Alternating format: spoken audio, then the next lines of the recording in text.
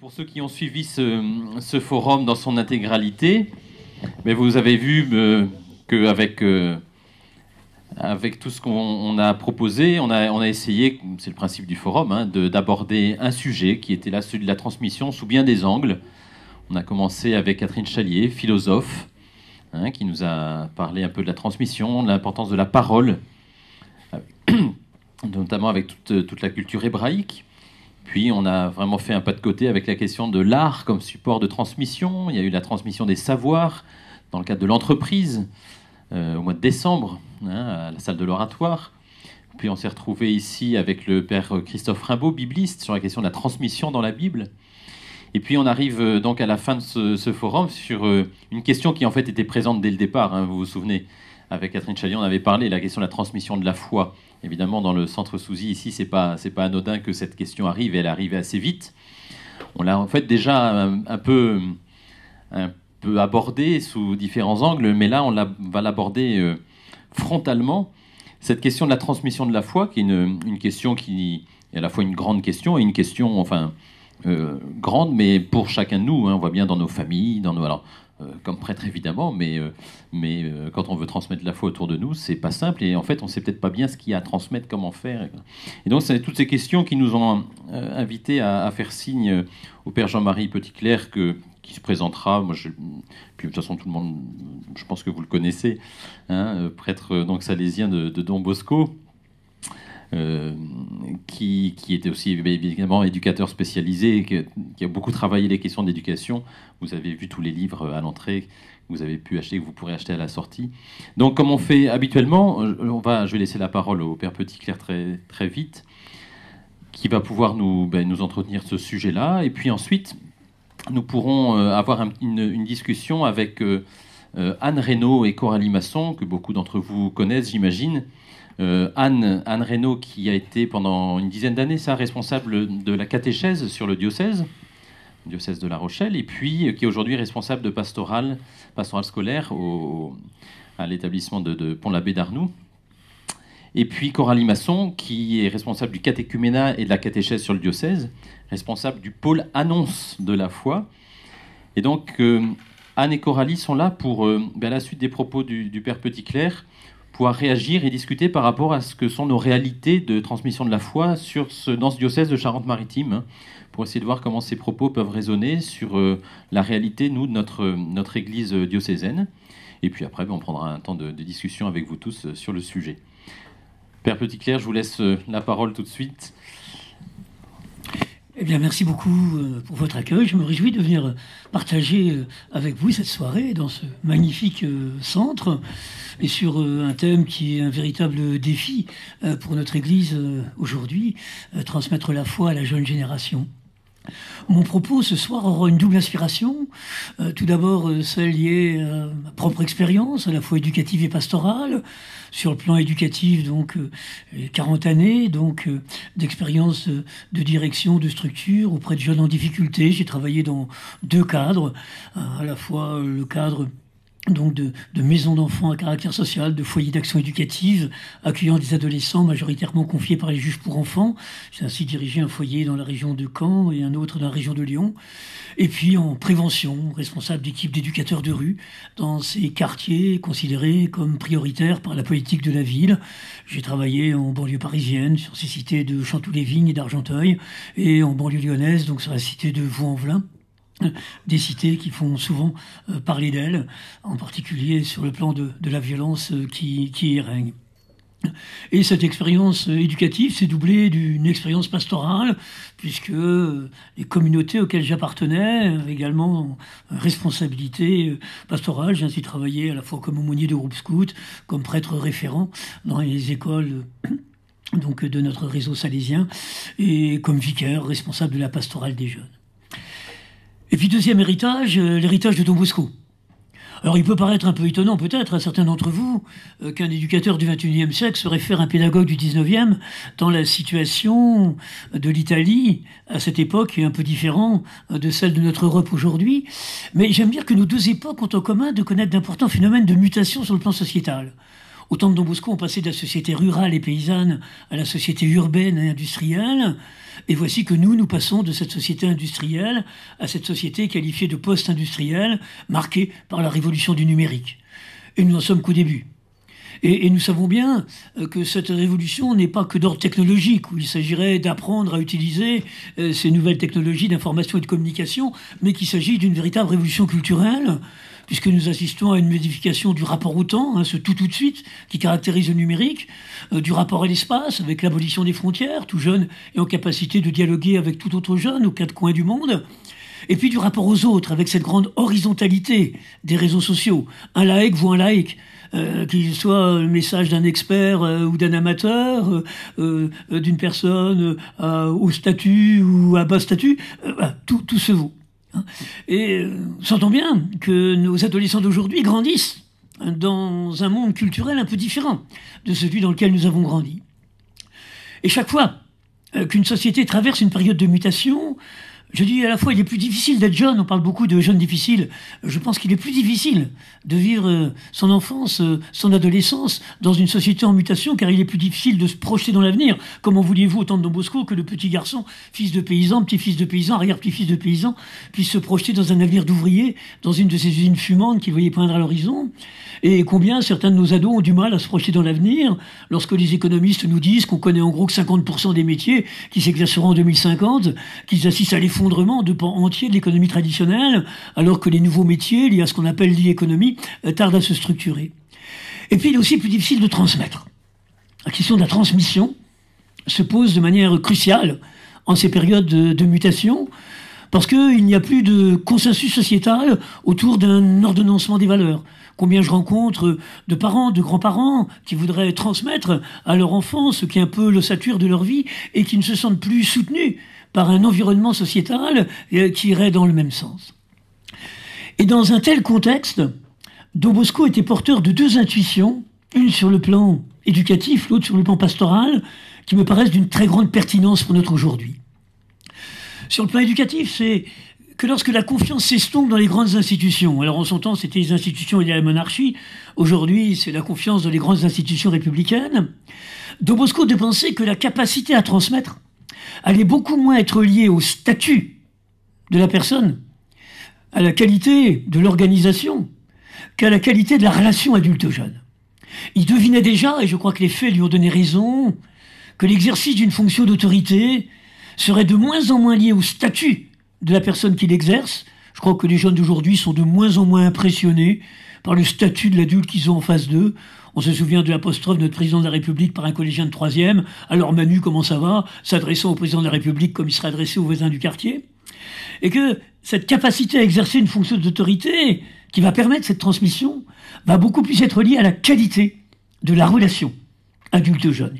Il nous lègue une pédagogie fondée sur cette qualité de relation, et on aime, Salésien, la résumer par ce slogan « Sans affection, pas de confiance, sans confiance, pas d'éducation ». Et puis une intuition sur le plan pastoral.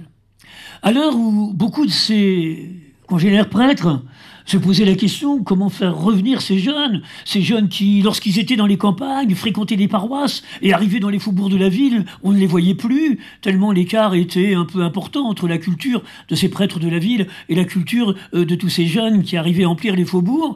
Et bon nombre de ces prêtres étaient obsédés par la question de comment les faire venir.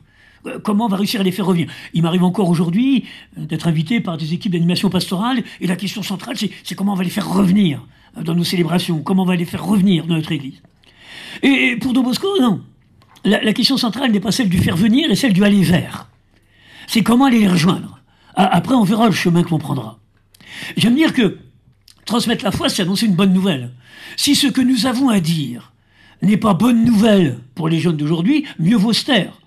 Il n'y a pas de honte à cela. Jésus s'est tué pendant 30 ans pour s'imprégner de la culture des habitants de la Palestine avant d'entamer sa mission publique.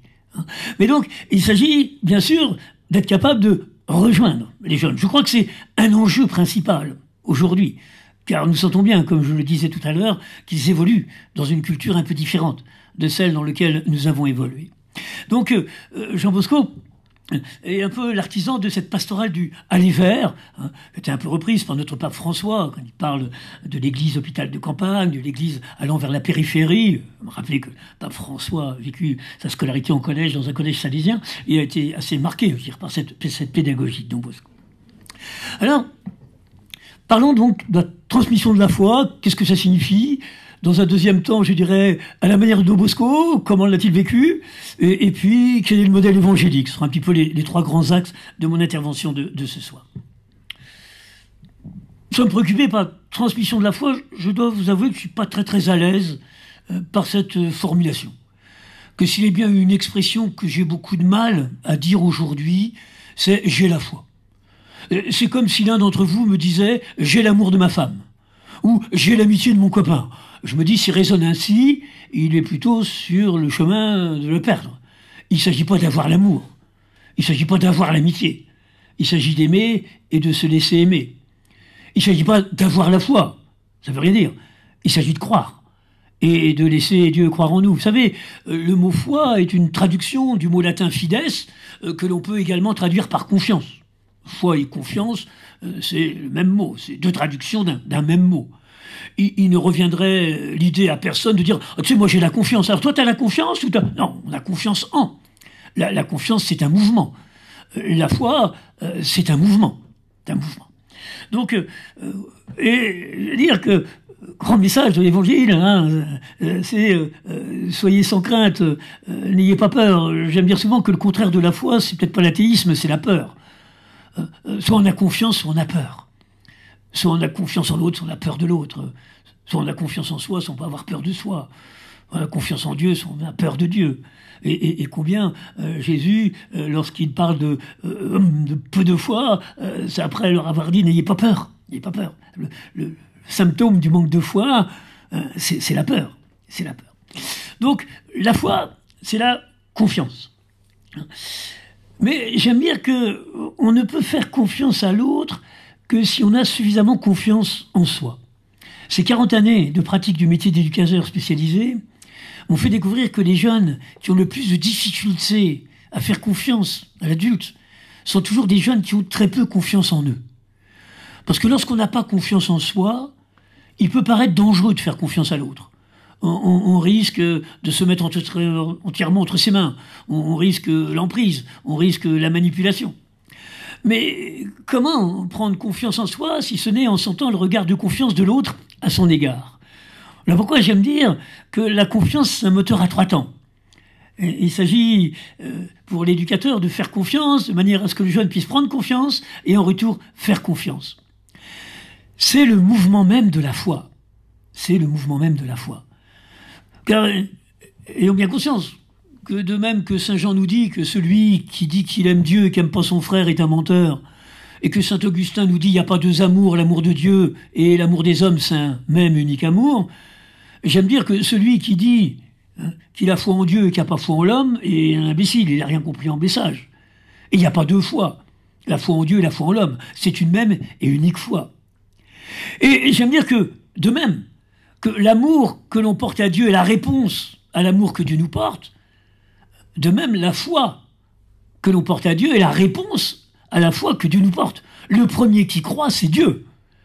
Dieu croit en l'homme, et qui invite effectivement l'homme à croire en lui. Comment ne pas croire en l'homme puisque Dieu croit en lui? Et en retour, croire en Dieu, toujours ce mouvement. Et il s'agit pour nous d'être témoins auprès des jeunes d'un Dieu qui croit en eux. Et c'est bien sûr en croyant en ces jeunes que l'on peut être témoin de ce Dieu qui croit en eux. Combien j'aime dire, il me paraît impossible de transmettre la foi si nous ne sommes pas habités par cette confiance en les jeunes d'aujourd'hui, tant je les sens parfois décriés dans notre société. Donc, ayons bien conscience que transmettre, c'est transmettre ce mouvement de la confiance, qui est l'antidote de la peur. Et combien notre société qui a peur de l'autre, peur du différent, qui a peur de l'avenir, combien il est important d'être les artisans de cette confiance, d'être le témoin de ce Dieu qui ne cesse de croire en l'homme, qui ne cesse de croire en l'avenir de l'homme. Alors comment Jean Bosco s'est saisi de cette question? On aime résumer sa méthode par ce slogan « évangéliser en éduquant et éduquer en évangélisant ». Vous voulez transmettre la foi aux jeunes, c'est rentrer dans cette dynamique du évangéliser en éduquant et éduquer en évangélisant. Évangéliser en éduquant. L'évangile, ce n'est pas qu'un enseignement, c'est aussi une pédagogie. Et je crois que l'on ne peut annoncer la bonne nouvelle qu'avec la pédagogie du Christ. Quelle est cette pédagogie? Quand on regarde un peu l'Évangile, on s'aperçoit que Jésus a deux manières de parler, selon qu'il s'adresse à la foule ou selon qu'il s'adresse aux disciples. J'aime bien des fois faire une lecture évangélique et en essayant de rapprocher ces moments où il s'adresse à la foule et ces moments où il s'adresse aux disciples. Quand il s'adresse à la foule, Jésus parle avec des histoires. Des histoires. Des histoires tirées de la vie quotidienne. Car n'oublions pas qu'à son époque, les gens de Palestine voyaient bien ce qu'était un berger, voyaient bien ce qu'était un pêcheur, voyaient bien ce qu'était un chasseur de trésors, voyaient bien ce qu'était ce papa en difficulté avec ses deux ados. Vous savez, l'ado un peu soumis, oui papa, puis l'ado un peu rebelle. Et il s'appuie sur des images de la vie quotidienne. Je crois qu'aujourd'hui, lorsque je m'adresse et que je vais dans un collège et que je m'adresse à l'ensemble des collégiens, j'aime parler avec des histoires. Des histoires fondées sur l'observation de la vie quotidienne, comme le faisait Jésus. En tout cas, lorsqu'il s'adresse à la foule, il raconte des histoires, et des histoires qui posent des questions. Et quand il s'adresse aux disciples, alors là, il ne fait que répondre aux questions. Et les disciples qui, après avoir entendu l'histoire, me disent « Mais c'est quoi le sens de ta graine là, dont tu parles? Tu veux dire quoi par là? Ce trésor ?» Jésus ne fait que répondre aux questions. Dans l'Évangile, il n'y a que 4 situations où il prend l'initiative de la parole. C'est « Pour vous, qui suis-je » et aussitôt, il attend la réponse. Ou c'est « De quoi discutez-vous en chemin ?» à ces apôtres qui se bagarraient pour savoir qui était le plus grand. La bataille d'ego au sein des responsables de notre Église ne date pas d'aujourd'hui. Ou bien le « De quoi discutez-vous en chemin » au niveau des disciples d'Emmaüs. Ou c'est le « Donne-moi à boire ». Ce sont les 4 seuls épisodes où Jésus prend l'initiative du dialogue et aussitôt, c'est pour rendre la parole à l'autre. Et dans tous les autres cas, il ne fait que répondre à un questionnement. Le questionnement de Nicodème, le questionnement du jeune homme riche, le questionnement des scribes, le questionnement des pharisiens, le questionnement de ses disciples. Donc, sentons bien que pour lui, transmettre la foi, ce n'est pas se lancer dans des grands enseignements, c'est accompagner le questionnement. Comment rejoindre le questionnement des jeunes d'aujourd'hui, qui inévitablement se posent des questions sur le sens de la vie, l'amour, la mort, et combien nous sommes invités à accompagner leur questionnement. Et puis, deuxième axe de cette pédagogie du Christ, c'est une pédagogie où le discours se traduit par des actes. C'est toujours une parole en acte. Marc, qui est le plus synthétique des évangélistes, nous dit dans ses premiers chapitres, il enseigne et il guérit. Qu'est-ce qu'il enseigne? On a juste une phrase, convertissez-vous, le royaume de Dieu est proche. Et puis après, on a des multiples épisodes de guérison. On doit dire que cette parole est une parole opératoire.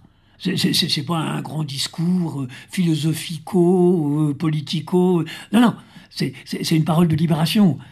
C'est une parole qui va permettre à la personne de sortir de la situation de mal-être, et combien cette situation de mal-être est important chez les jeunes d'aujourd'hui. Et c'est ce qui fonde l'autorité du Christ. Ce qui fait qu'il parle avec autorité, c'est le constat que font les gens que chez lui, il y a une grande cohérence entre le dire et le faire. J'aime bien distinguer ces deux notions, celle du pouvoir et celle de l'autorité. Le pouvoir, je le reçois de l'institution. L'autorité, si j'y réfléchis bien, elle m'est conférée par celles et ceux auprès de qui je l'exerce. 2 enseignants dans un collège ont même pouvoir, même délégation du chef d'établissement pour assurer la discipline du groupe classe. Ils n'ont pas la même autorité. On peut avoir du pouvoir, on n'a jamais l'autorité. On fait ou on ne fait pas autorité. Des fois, je rencontre des gens qui disent « Moi, j'ai de l'autorité. Hein, je viens un peu discuter avec une bande de jeunes sur une cage d'escalier à Argenteuil. On va voir comment ça va fonctionner. » Non, tu fais autorité dans un cadre. Hein, mais non, l'autorité, c'est la relation. Et il me semble que la grande évolution des jeunes d'aujourd'hui, c'est que l'on passe d'une autorité statutaire à une autorité relationnelle. Que lorsque la confiance existait dans les institutions, lorsque l'institution conférait du pouvoir à une personne, globalement, cette personne faisait autorité. Aujourd'hui, ce schéma fonctionne de moins en moins. Je participais récemment à un ouvrage collectif destiné plutôt à l'entreprise sur le management de la génération Z, et le chapitre que j'écrivais, c'était le glissement de cette autorité statutaire à l'autorité relationnelle. Une autorité qui est plus liée au statut de la personne qui l'exerce, qui va être liée à la qualité de relation. L'autorité est conférée par ceux auprès de qui on l'exerce. Votre curé m'a donné le pouvoir de vous parler, alors je cause et vous m'écoutez. Maintenant, est-ce que ma parole fait autorité? Ça, c'est une décision personnelle de chacun d'entre vous. Pour certains, elle fera autorité, pour d'autres pas. Mais il n'y a que vous qui puissiez le décider. Et Jésus ne dit pas « je parle avec autorité parce que je suis fils de Dieu ». Non, non. Les gens constatent. On voit quelqu'un qui parle avec autorité, et la grande différence, c'est que ces scribes et pharisiens, il y a un tel décalage entre le dire et le faire, qu'ils ne peuvent pas paraître comme crédibles. C'est-à-dire que seule une personne qui paraît crédible peut faire autorité. Ben pourquoi, combien le grand défi, pour nous aujourd'hui chrétiens, c'est de continuer à paraître crédible aux yeux des jeunes d'aujourd'hui. Et cette crédibilité s'appuie sur la cohérence entre le dire et le faire. Le fait ce que je dis mais pas ce que je fais, ça ne marche plus en éducation. Ça a eu marché au temps de Fernand Reynaud, où on ne remettait pas en cause les institutions. Mais aujourd'hui, ça ne fonctionne plus. Et que la source de la crédibilité, c'est cette cohérence entre le dire et le faire. Je crois que c'est une qualité première, réclamée par Don Bosco auprès de ses éducateurs. Soyez toujours cohérents. Combien de jeunes nous disent, mais alors, ces chrétiens qui se rassemblent à la messe ce dimanche, qui se font des grands gestes de paix au moment du geste de paix, et puis après qui se saluent même pas, qui repartent chacun chez eux, ça signifie quoi? Signifie quoi? Jeunes crois sont très attentifs. Et comme le disait Paul VI, aujourd'hui, le message du témoin passe avant le message du docteur. C'est-à-dire, il s'agit de transmettre la foi d'abord en témoignant de sa propre foi. Je discutais récemment avec une maîtrise de chef scout. Je posais des questions sur comment animer le temps de prière le soir, c'est compliqué, etc. Mais je leur disais, c'est pas ça l'essentiel. L'essentiel, c'est que vous avez une relation de grand frère là auprès de ces jeunes scouts, et dont certains vous admirent. Ce qui est important, c'est qu'ils vous voient prier. Alors quelque chose passera. Si vous êtes simplement, comment je vais animer la prière? Non, c'est pas ça la vraie. Est-ce que c'est une nécessité de prier le soir? Si c'est pas une nécessité pour vous, vous pouvez faire des belles animations de prière. On suit les cases du plan d'animation avec la montée de... Bon, mais non. On ne peut transmettre la foi qu'en témoignant de sa foi. Je crois que ça, c'est un grand message dans l'Évangile. Évangéliser en éduquant. Et éduquer en évangélisant. Vous savez, le mot éduquer apparaît une fois seulement dans l'Évangile. Au chapitre 10 de Saint Jean, je suis obligé de prendre la traduction de la Vulgate, vocat nominatim et educiteas, il les appelle par leur nom et il les fait sortir. Faire sortir, exducere, à donner, éduquer. Il les appelle par leur nom et il les éduque. On peut dire que la bergerie, c'est un petit peu l'espace fusionnel de l'enfance. On se tient au chaud les uns avec les autres. Ça représente un peu cet univers fusionnel de l'enfance. Et le rôle de l'éducateur, c'est de conférer une identité propre de sujet à chacun, vocat nominatim, et faire sortir de cet univers fusionnel de la bergerie pour aller vers cette autonomie de l'âge adulte, où on nous dit en fin de récit que les brebis sont capables d'aller et venir paître librement. Le rôle de l'éducateur, c'est celui effectivement qui fait sortir. Et que signifie alors éduquer en évangélisant? J'aime dire que c'est fondé la relation éducative sur la trilogie constitutive de la démarche du disciple du Christ, qui est celle de croire, espérer, aimer. Celui qui accueille un enfant en mon nom, c'est moi qui l'accueille, dit Jésus. Et Jean-Paul II, dans la lettre qu'il écrivait aux Salésiens en 1988, disait que Jean Bosco était sans doute dans l'Église le saint qui avait le mieux saisi la portée de ce message. Celui qui accueille un enfant. Jésus ne dit pas celui qui accueille un enfant de mes disciples. Celui qui accueille un enfant baptisé. Celui qui accueille un enfant. Il peut être bouddhiste, musulman, athée. Celui qui accueille un enfant en mon nom, c'est moi qui l'accueille. Autrement dit, Jésus invite l'éducateur à nouer une relation avec l'enfant dans le même registre que sa relation à Christ. C'est ça que ça signifie. Puisqu'en accueillant l'enfant, je suis invité à accueillir Christ. J'aime bien, vous savez, cette phrase de Marguerite Léna qui dit que de même que le meilleur artiste chrétien n'est pas celui qui fait que chanter dans les églises ou qui ne fait que peindre des tableaux à sujet religieux, mais celui qui expose son art à la lumière de Dieu diffuse sur les formes du monde. De même, nous dit-elle, l'éducation n'est pas chrétienne parce qu'elle privilégie les occasions d'enseignement religieux. Elle l'est parce qu'elle se rend ouverte à cette vocation de l'homme par Dieu. C'est ça. Et si l'Église a accordé depuis les origines une telle importance à l'éducation des enfants, des adolescents, c'est pas pour offrir un terrain aux chrétiens ou pour faire leur BA dans le monde éducatif. C'est bien plus que ça. C'est que pour l'éducateur chrétien, la relation éducative, et là je m'appuie sur les travaux de Xavier Thévenot, un grand théologien moraliste, a une dimension sacramentelle.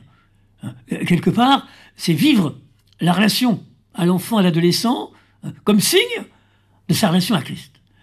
Une relation fondée sur ce croire. Je crois en toi. J'ai confiance en toi. Ce dont les jeunes ont le plus besoin aujourd'hui, c'est de rencontrer des adultes qui croient en eux. J'ai rencontré parfois des ados au bord du suicide.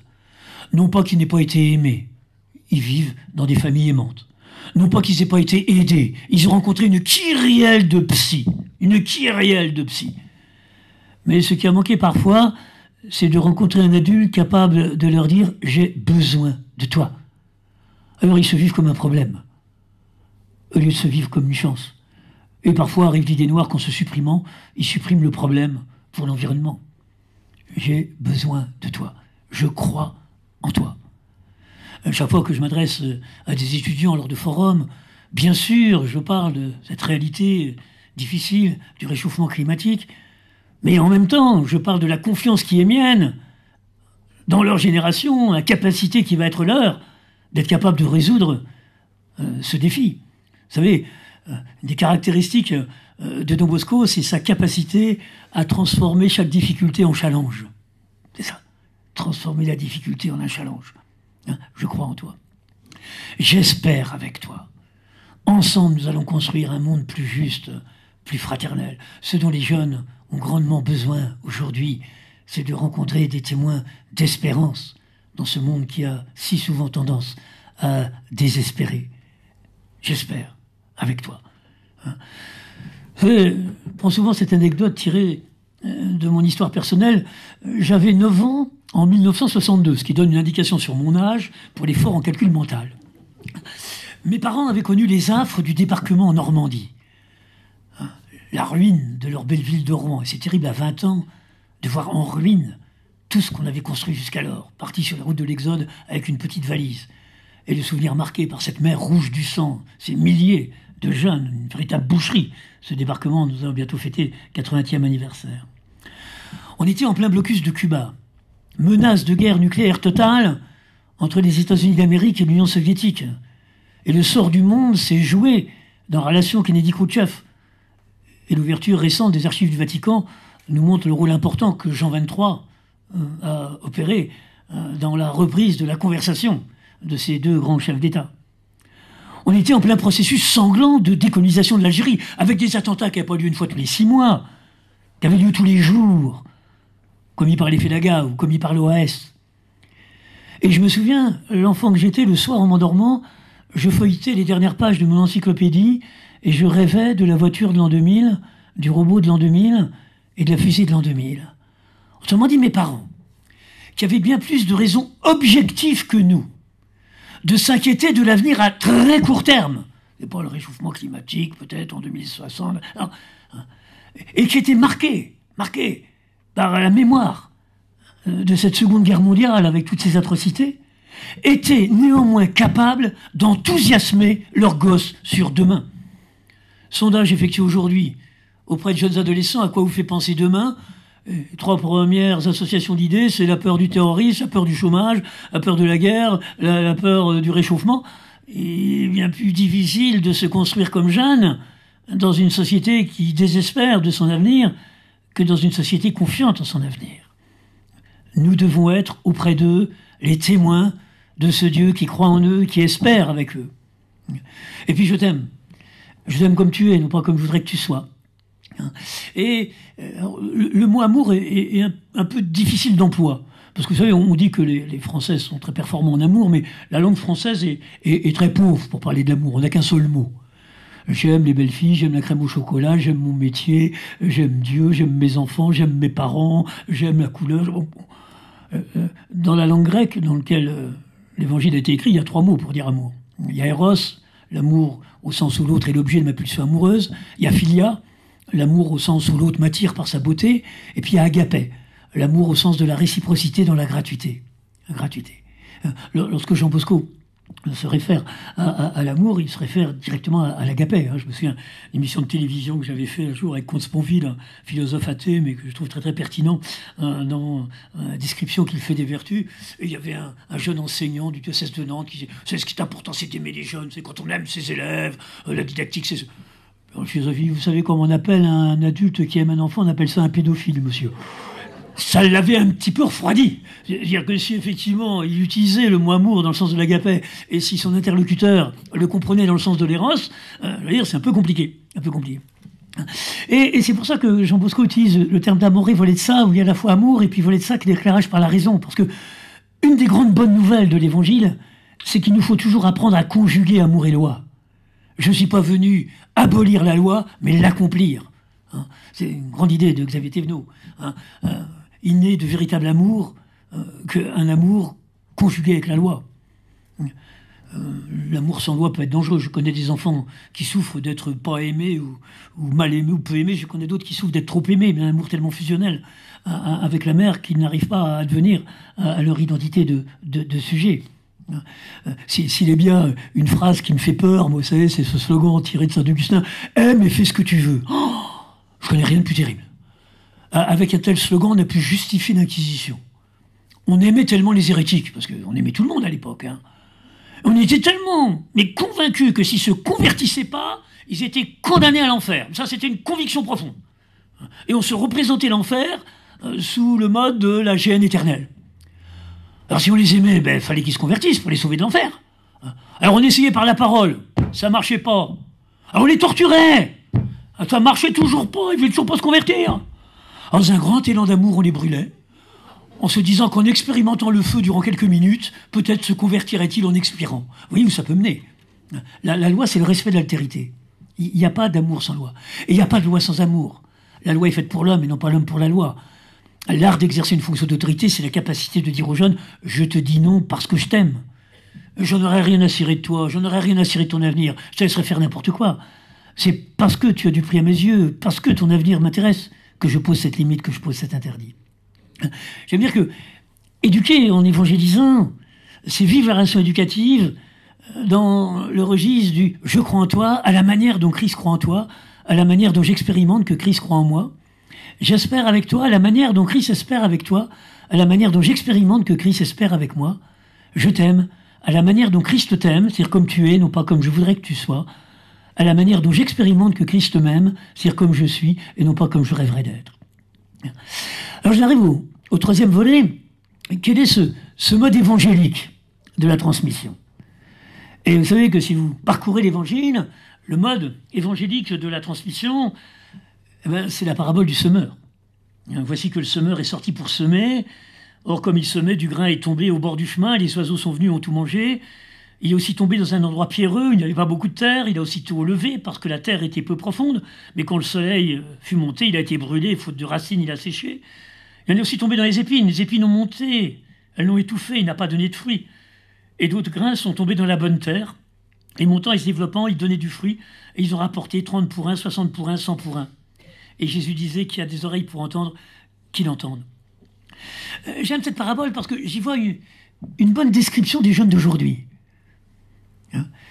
Il y a effectivement la semence qui tombe au bord du chemin et qui est mangée par les oiseaux. C'est ces jeunes qui parfois vont nous écouter, vont prêter un peu d'intérêt à ce que l'animatrice en pastorale va leur dire, à ce que tel prêtre va leur dire, mais aussitôt il va y avoir des copains qui vont revenir, qui vont ironiser, qui vont ressortir tous les poncifs qu'on peut entendre sur les prêtres, etc. Et effectivement, on s'aperçoit que pris par l'univers de ses copains, alors que quelque chose avait été un peu touché par eux, eh bien, il n'y a pas d'effet. Il y a le sol pierreux. Là, on connaît aussi, vous savez, des jeunes qui vont dans des grands rassemblements. Alors, c'est extraordinaire, c'est merveilleux, tout le monde chante, 10 000 personnes qui chantent ensemble, et on acclame le pape, etc. Alors, après, quand on retrouve la monotonie de la vie quotidienne, bon, ça paraît un souvenir tellement lointain, tellement éloigné des préoccupations du pauvre lycéen qui doit faire ses devoirs tous les soirs, etc., que tout l'enthousiasme tombe et que la parole n'accroche pas. On entendait la parole dans ce contexte d'une grande assemblée qui vibrait au propos de celui qui était au milieu de la scène. Et puis il y a le troisième, les ronces, ça ce sont les jeunes qui écoutent, mais il y a une telle préoccupation dans le milieu familial, toutes ces affaires aussi parfois d'abus qui empêchent de penser, une telle préoccupation au niveau sociétal, cette violence de la cité, que le champ des préoccupations. Et puis, il y a ce grain dans la bonne terre. Mais ce que j'aime dire chaque fois que j'interviens auprès d'équipes d'animation pastorale, dans des collèges ou dans des lycées, c'est que Jésus ne réserve pas la semence à la bonne terre. Il ne fait pas une étude de marché. J'entends parfois des prêtres qui disent « Oh non, tu sais, moi, Jean-Marie, moi, je limite mon action aux 12 qui viennent à l'aumônerie. Tous les autres... Non. C'est la même graine partout. C'est la même graine partout. Et combien... J'aime dire des fois aux évêques que je rencontre, parce que certains... Alors, il y a aussi une grande diversité chez nos évêques, comme il y avait une diversité chez nos apôtres. Mais qui disent, oui, mais alors l'école catholique, combien de baptêmes, combien de confirmations, si c'est... Et ils sont préoccupés toujours parce que ce qu'ils vont apporter. Mais je dis, mais c'est une chance énorme qui est vôtre. Vous avez un lieu où il y a 1200 jeunes. Vos curés en paroisse, quand ils sont capables d'en rassembler une vingtaine, une trentaine, ils sont heureux. Là, vous avez 1200, vous avez 1500. C'est un endroit merveilleux. École catholique, de jonction entre la jeunesse et l'église. Il y a des gens qui ne voient pas ça. Je vois des fois des prêtres qui se rendent, ils vont être simplement préoccupés par le petit groupe d'aumônerie, des quelques chrétiens.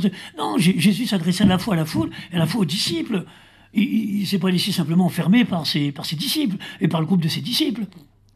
Et se dire, c'est vraiment une chance inouïe. Donc combien il me paraît important de se dire, voilà, cette parole, annonçons-la à temps et à contre-temps, comme le dit Paul.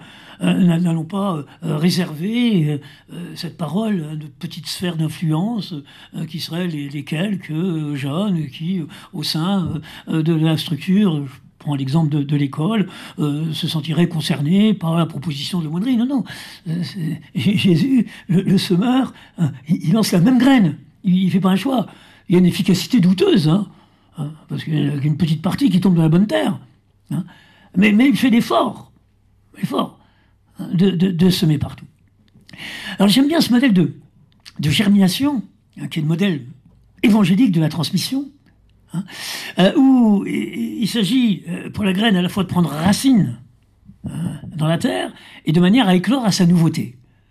C'est-à-dire que dans cette transmission, il y a à la fois de transmettre un héritage familial, social, culturel, religieux, transmettre l'héritage de toutes ces communautés de chrétiens qui ont traversé l'histoire, pour effectivement que le jeune puisse rendre. Mais de manière à éclore à sa nouveauté de sujet. Et il ne s'agit pas de transmettre pour que le jeune copie, mais de transmettre pour que le jeune invente. C'est ce que je ne cesse de dire aux enseignants, j'anime souvent des réunions pédagogiques, de leur dire, c'est vrai que le métier évolue, et que dans le métier d'enseignant, il y a une part de maître, il y a une part de coach. Maître, c'est celui qui transmet un savoir, et le coach, c'est celui qui accompagne le jeune dans le processus d'acquisition de ce savoir. Ah. Et j'aime dire qu'on sent une évolution du métier. L'enseignant versus 1950, c'était 80% maître, 20% coach. L'enseignant versus 2050, ce sera 20% maître, parce qu'il aura accès, grâce à Internet, les connaissances, il sera de moins en moins préoccupé par la transmission vraiment du... Hein. Et puis il y aura 80% coach, parce que, je veux dire, le savoir, c'est pas une somme de connaissances. Hein. Internet distribue des connaissances. Le savoir, c'est l'organisation des connaissances. Capacité de discerner le superficiel de l'essentiel, de pouvoir dialectiser en thèse, antithèse, synthèse. Là, effectivement, le coach est nécessaire.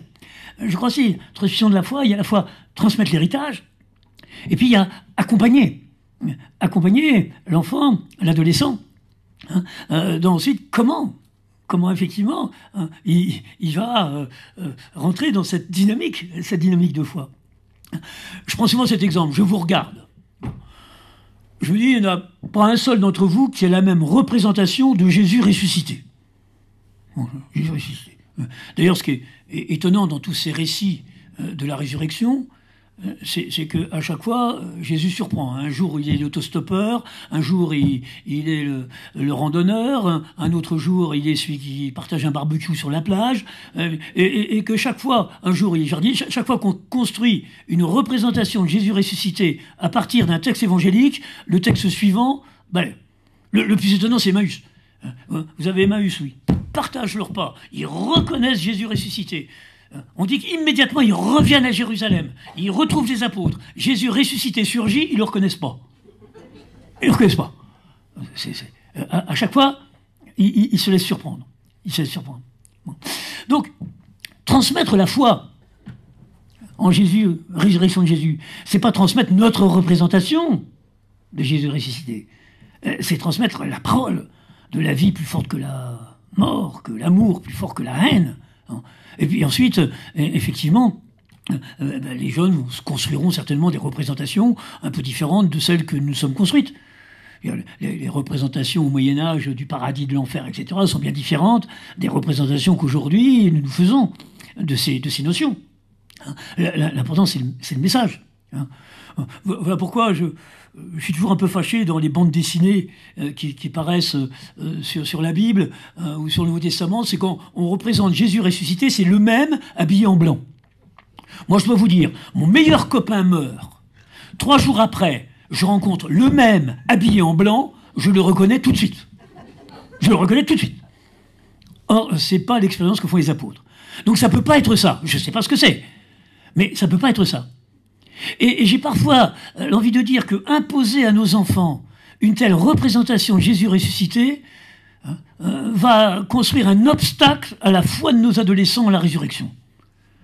Là donc il me dit, écoute, ton ami grand-père en terre, tu crois qu'il va revenir le même habillé en blanc? Je dis non, ça c'est des conneries tout ça. Ah bon, c'est pas ça. La seule image que nous donne Paul, c'est sûr, c'est l'histoire de la graine qui devient, je vais me dire aux ados, imaginez une discussion entre pommes de terre. Non, mais alors ça va être quoi l'après-vie, quoi? Toi tu vas être étincelante, toi tu vas être lumineuse, toi tu vas être transparent. Personne ne peut imaginer que ça devienne une plante avec des feuilles, mais c'est la même histoire qui se poursuit. Dans l'imaginaire de la pomme de terre, on ne peut pas imaginer la résurrection de la pomme de terre. On ne peut pas imaginer, c'est inimaginable. Bon. Et méfions-nous quand on va imposer, je crois surtout aux jeunes, surtout avec ce dépassement culturel, lorsqu'on impose les représentations que nous on s'est construites, et qu'on les imposerait aux jeunes comme modèle de représentation. Non, oui. Il s'agit de transmettre l'héritage, et puis d'accompagner le jeune dans la construction de cette démarche de foi. Et c'est lui qui va la construire. Cette démarche de confiance en ce Dieu qui croit. Mon temps de parole arrive sur la fin, vous respectez les consignes de monsieur le curé. Je terminerai simplement là par ce texte pour ouvrir le débat. Écrit, Seigneur, je brûle du désir d'annoncer ta bonne nouvelle aux jeunes d'aujourd'hui, mais je les sens si peu disponibles, accaparés par leur musique, leurs jeux vidéo et leur prochaine acquisition de fringues. Ils m'invitent poliment dans leur groupe d'appartenance, mais ce que j'aimerais leur dire ne semble guère les intéresser. Apprends-moi, comme tu le fis en Samarie, à ne pas vouloir m'imposer, mais à me tenir discrètement sur le seuil. Donne-moi la patience d'attendre le moment propice pour la rencontre. Et si un jeune en souffrance de ne pas être reconnu chez les siens s'approche, Donne-moi de savoir l'accueillir à ta manière, sans me mettre en avant, mais en le laissant s'avancer. Donne-moi de savoir lui apprendre, même s'il se sous-estime, qu'il est riche de talent et qu'il peut connaître la joie de donner. Permets-moi de lui faire découvrir qu'il est aimé de toi et qu'il est fait pour aimer. Que le véritable amour n'est pas un flash sentimental, mais don de soi. Alors, j'en suis convaincu, il viendra boire à la source de ton amour, source jaillissante de vie, et le cœur gonflé de joie, il ira courir la communiquer à tous ses amis.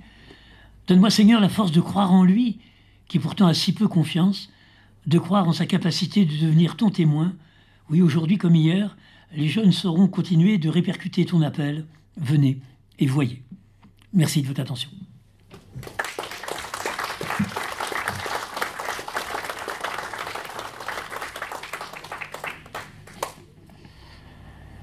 Je m'aperçois que plus c'est enlevé, brillant, plus c'est compliqué de prendre la parole après. Il faut que je vous raconte un truc. En fait, j'ai eu envie de rire pendant... Ça fait 2-3 fois qu'on teste cette configuration-là d'un propos préparé, et puis ensuite des témoins un peu. Et puis dans les jours qui ont précédé cette soirée, Anne et Coralie disaient « Mais qu'est-ce qu'on a à dire? C'est un peu compliqué comme positionnement. » Je disais « Mais non, mais vous verrez, en fait, il n'y a qu'à discuter comme à la maison, etc. » En disant « Mais vous savez, c'est facile. Mais en fait, j'aimerais pas être à votre place. » Voilà. Bon, eh bien, ceci étant dit, on va quand même discuter. Merci beaucoup. Je regrette de vous avoir dit qu'il fallait s'arrêter à 9h parce qu'on aurait bien continué encore un peu, mais on va continuer sous une autre forme.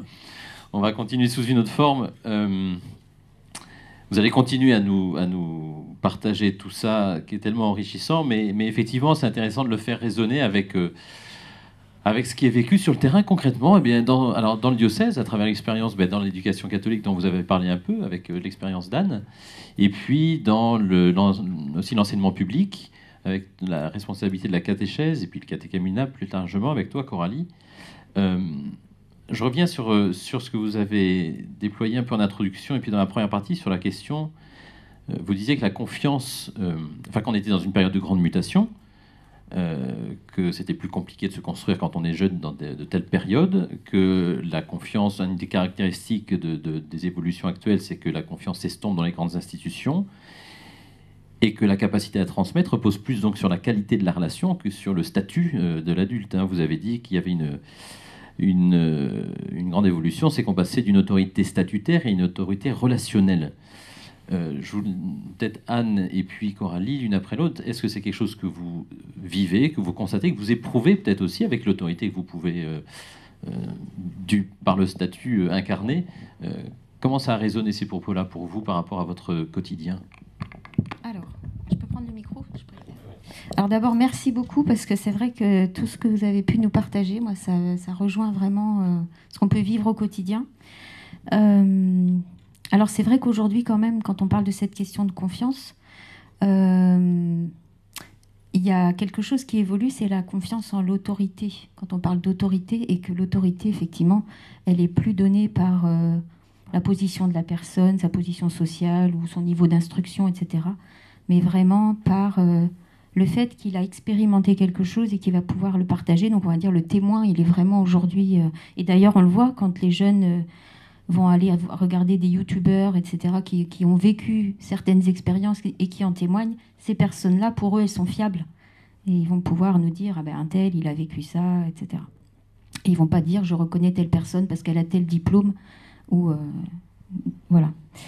Moi, il y a une chose sur laquelle je voulais rebondir, c'est dans un temps qu'on avait eu de débat avec des secondes, donc des temps un peu sur le modèle de ce que propose Agnès Charlemagne. Je ne sais pas si vous avez entendu parler de cette approche, où on part de questions en qui tu crois, et on commence des séances comme ça. Et j'avais été assez frappée par le grand nombre de jeunes qui disaient ne croire en rien, ni en personne. Ça m'avait beaucoup... Alors, sachant que nous, l'établissement dans lequel on accueille, on va dire, des élèves plutôt de milieux favorisés, enfin voilà, pas forcément des jeunes en difficulté. Donc ça m'avait beaucoup posé question. Et je pense qu'ils exprimaient ainsi une grande solitude, en fait, à affronter la vie. Dans un monde où on ne reçoit plus son identité de la tradition, comme vous disiez, mais on doit tout choisir soi-même. Et c'est très difficile de devoir choisir soi-même tout ce qui va construire notre identité.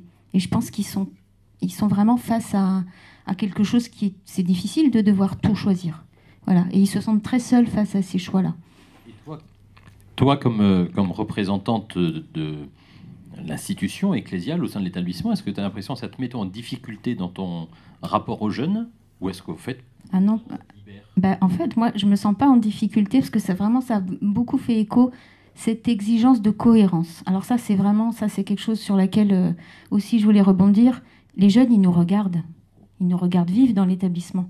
Ils regardent comment est-ce qu'on est entre adultes. Et effectivement, si on n'est pas cohérent, si nous, entre nous, on ne vit pas la fraternité qu'on leur propose de vivre, ça sert à rien. Donc vraiment, oui, cette exigence de cohérence. Et puis après, moi, dans le sens où je dirais je me sens libérée, c'est que les accueillir tels qu'ils sont, voilà, c'est notre mission. Qu'ils soient croyants, non croyants. Enfin, notre rôle, c'est quand même de témoigner de cet amour que Dieu a pour eux et de cette confiance qu'on peut leur faire. Et toi, Coralie, sur cette question-là de la confiance en l'institution et de l'autorité, pardon. Alors, oui, il faut se mettre. Voilà. La question de la confiance, en fait, j'ai envie de dire, c'est pas. Comment dire ça ? On aurait tendance à vouloir généraliser en disant ils n'ont plus confiance, il y a pas, voilà, il y a de la défiance. Ça va plus loin que le manque de confiance. Et on va avoir... moi, je trouve que souvent, on généralise alors que ce n'est pas si clair que ça. Alors, il y a des choses qui sortent, par exemple, au niveau du baromètre de la confiance. Je ne savais pas que ça existait, je suis tombée dessus par hasard. Il y a des statistiques qui sortent chaque année et qui interrogent, justement, alors peut-être vous connaissez mieux que moi, cette question de la confiance. Et on se rend compte que par rapport aux institutions, notamment l'éducation nationale, qu'on entend beaucoup décrier, les jeunes ont des choses à dire là-dessus, en fait, les jeunes des milieux les plus défavorisés ont une confiance supérieure aux jeunes plus favorisés et pensent que que l'école va leur apporter un avenir possible. À peu près, alors j'ai plus le chiffre, j'aurais dû le noter, mais à peu près un tiers des jeunes. Et donc c'est intéressant parce que quand je suis tombée, moi, sur ces chiffres par hasard, je me suis dit, mais... ça c'est venu déconstruire une image que je m'étais faite complètement subjective en me disant les jeunes n'y croient plus, l'institution ne fait pas son boulot ou fait son boulot mais n'est pas reconnue. Enfin, voilà. Et je me suis dit mais en fait ça joue sur nos représentations et peut-être que nous aussi quelque part on manque nous de confiance. Enfin je parle de moi là. Peut-être que notre manque de confiance on le repère, on croit le déceler aussi chez les jeunes et on interprète. Voilà, c'est cette question de confiance. Alors, ça ne répond pas complètement à la question, mais je pense que la confiance, elle est donnée. Les jeunes donnent leur confiance, peut-être pas aux mêmes institutions, structures que celles auxquelles nous, on a donné du crédit. Peut-être que ça passe par des choses qui nous paraissent un peu surprenantes. Tu parlais des influenceurs, Anne. Il y a des influenceurs, y compris Cato, qui font des dizaines, des centaines de milliers de vues. C'est intéressant d'aller voir un peu ce qui se dit et aussi de les aider à opérer un discernement, comment donner sa confiance avec un éclairage. Mais en fait, la confiance et les attentes sont toujours là. Voilà. Et on le remarque beaucoup dans le catéchuménat. Et du coup, puisque vous allez dans le même sens, ça veut dire que... Enfin, moi, j'ai entendu aussi que la transmission ou la pédagogie nécessitait du coup d'aller vers les jeunes et de construire une relation de confiance. Alors ça veut dire que la transmission, c'est du cousu humain, parce qu'une relation de confiance, c'est un jeu à un tu, c'est pas un jeu à un nous. Là, c'est pas face aux foules, là, c'est pour le coup. Donc, concrètement, comment vous pouvez faire quand vous êtes dans un établissement avec des centaines d'élèves, pédagogiquement, enfin, pour entrer dans cette méthode-là, de dire j'ai plus les moyens d'être maître pour 80% et coach pour 20%, mais il faut que je sois coach et donc en relation personnelle pour 80% et maître à 20%. Alors moi, je reviendrai sur ce que disait Jean-Marie Petitclerc sur la parabole du semeur. Tous les jeunes qui sont dans l'établissement n'ont pas forcément cette ouverture à la proposition spirituelle, mais n'empêche, certains vont être touchés à un moment donné de leur parcours chez nous. Moi, je voulais parler aujourd'hui, le frère qui était là, qui est avec moi aujourd'hui, donc le frère Jean-Claude, qui est venu pour témoigner auprès d'élèves, avant qu'on vienne ici, frère des écoles chrétiennes, donc qui est venu dans l'établissement. Donc toute la journée, il a circulé avec des jeunes, des plus petits, des plus grands. Et puis ce soir, on a pris les internes collégiens, ils sont tous venus en salle polyvalente et pendant une demi-heure, il a pu leur raconter, leur dire ce qu'était sa vie de frère et puis ils ont pu poser des questions. Eh bien, il y a eu un grand intérêt des jeunes et je me dis, à cette occasion-là, peut-être que quelque chose a pu se produire. Et donc c'est ça, c'est saisir les occasions. On a vraiment beaucoup de chance dans nos établissements. Ça, c'est vrai que c'est une chance d'être dans ces lieux, que c'est un lieu de vie. Et donc les jeunes ne sont pas là pour la proposition de la foi, la plupart, mais n'empêche que ça nous donne des occasions de témoigner. D'abord parce qu'on est. Ça, je pense que c'est vraiment, pour moi, c'est le plus important dans ma manière d'être. Et du coup, ça exige aussi de vraiment nourrir sa vie spirituelle, sa relation au Christ. Parce que, comme on disait, on ne va pas faire prier, on va prier avec eux. Et donc, c'est vraiment ce qu'on peut leur témoigner. Alors, bien sûr, on est tous faillibles et on n'est jamais complètement cohérents. Mais en tout cas, c'est vraiment cette exigence qui fait qu'on va pouvoir leur donner à voir quelque chose qui peut-être va leur donner envie à un moment donné. Alors, la relation personnelle dans le cas d'un établissement catholique, donc on entend, il y a plein d'enfants d'horizons très différents qui sont là. À la limite, on est dans la logique les jeunes viennent. Et toi, tu es dans ton bureau, les jeunes viennent, ils sont là. Enfin, ils ne sont pas forcément dans le local, mais ils sont dans l'établissement. Aumônerie de l'enseignement public, là, tu es obligé d'aller vers, pour le coup, la pastorale, la conversion pastorale dont tu as évoqué Jean-Marie Petitclerc de la question, on aimerait faire venir les jeunes. C'est d'ailleurs une question qu'on se pose souvent ici au centre Souzy. Souvent on se dit on aimerait bien faire venir les jeunes. Et c'est vrai qu'on ne se pose pas tellement la question de comment faire pour aller vers les jeunes. Mais je me dis, pour ce qui est de la catéchèse dans l'enseignement public, là, la question de comment aller vers les jeunes, elle est redoutable. Tu as une réponse magique ou... J'adorerais avoir une réponse magique. Non, je n'ai pas évidemment de réponse magique. Après, c'est la question de la relation, elle est cruciale. Donc, tu disais le cas par cas, le cousu humain. Ce qui est évident, c'est qu'aujourd'hui, on est vraiment au cas par cas. Les enfants, on les accueille. Ils ont tous un parcours, évidemment. Les enfants avant aussi étaient du cas par cas. Mais là, on est dans un monde où c'est comme ça que ça marche. Voilà. Les catéchumènes qui arrivent, ils sont tous avec leur histoire. Chaque situation est différente. Les curés de paroisse le savent bien parce qu'à chaque fois, c'est un enjeu pour chaque personne et chaque personne est une joie à accueillir. Mais voilà, ça demande de rejoindre, en fait. C'est cette question-là. Comment les rejoindre ? Et du coup, ça pose la question de la relation. Donc moi, c'était intéressant quand vous disiez que c'est toute cette transition, mutation sociétale. C'était aussi, pas que technologique, mais ça pose la question de la relation. Et on voit bien que ce cas par cas, il vient aussi sur cette question-là, parce qu'en fait, on se trouve avec une génération, les enfants de plus en plus jeunes, mais les ados et les adultes, ont un tissu relationnel qui est sur différents niveaux. Donc il y a évidemment les gens qui connaissent leurs proches, mais ils sont avec des comptes Facebook, Insta, ou ils sont sur TikTok et tout ça. C'est des contenus qui sont partagés, ils font partie de communautés. Parfois, oui, voilà. Donc en fait, la question relationnelle est très importante et en train de changer. Et donc finalement, à la fois, ils ont énormément de possibilités d'être en lien, proches ou pas proches, ou en tout cas avec des gens très lointains, parfois d'un autre pays avec lequel ils discutent. Ça, nous ne connaissons pas trop, ce mode-là. Et en même temps, paradoxalement, ils n'ont pas de lieu pour parler des choses qui sont importantes pour eux. Ils n'ont pas de lieu de parole, ils n'ont pas de lieu pour poser leurs questions, leurs inquiétudes. Et du coup, ils attendent aussi, c'est ce que tu dis, enfin ce que je ressens dans ce que tu dis, ils attendent de nous une parole d'espérance et un comportement qui montre que nous, on vit quelque chose dans notre relation à Dieu, qui du coup est témoignage. Voilà. Mais cette question relationnelle, elle est hyper importante dans la question de l'annonce de la foi.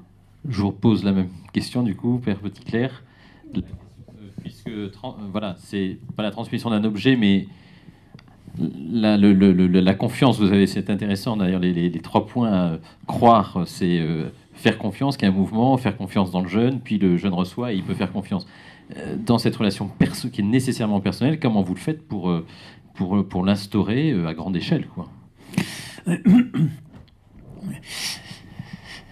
Oui, je partage tout à fait ce que vous disiez l'une et l'autre, hein, et que la confiance, ça se construit. Hein. Je me souviens, je participais il y a quelques mois, c'était un colloque du commissariat à l'égalité des territoires, c'est le nouveau nom de la politique de la ville, et puis alors il y avait un maire qui disait, voilà, j'ai un magnifique lycée, la région a investi énormément, j'ai une équipe d'enseignants motivés, mais le drame, disait-il, c'est que les jeunes ne leur font pas confiance. Et là, j'ai pris la parole en disant, mais monsieur le maire, la confiance, ça se décrète pas. Ça se décrète, ça se construit. On n'est plus, je suis enseignant, tu dois me faire confiance. Ça marche plus. Donc, comment effectivement construire cette confiance?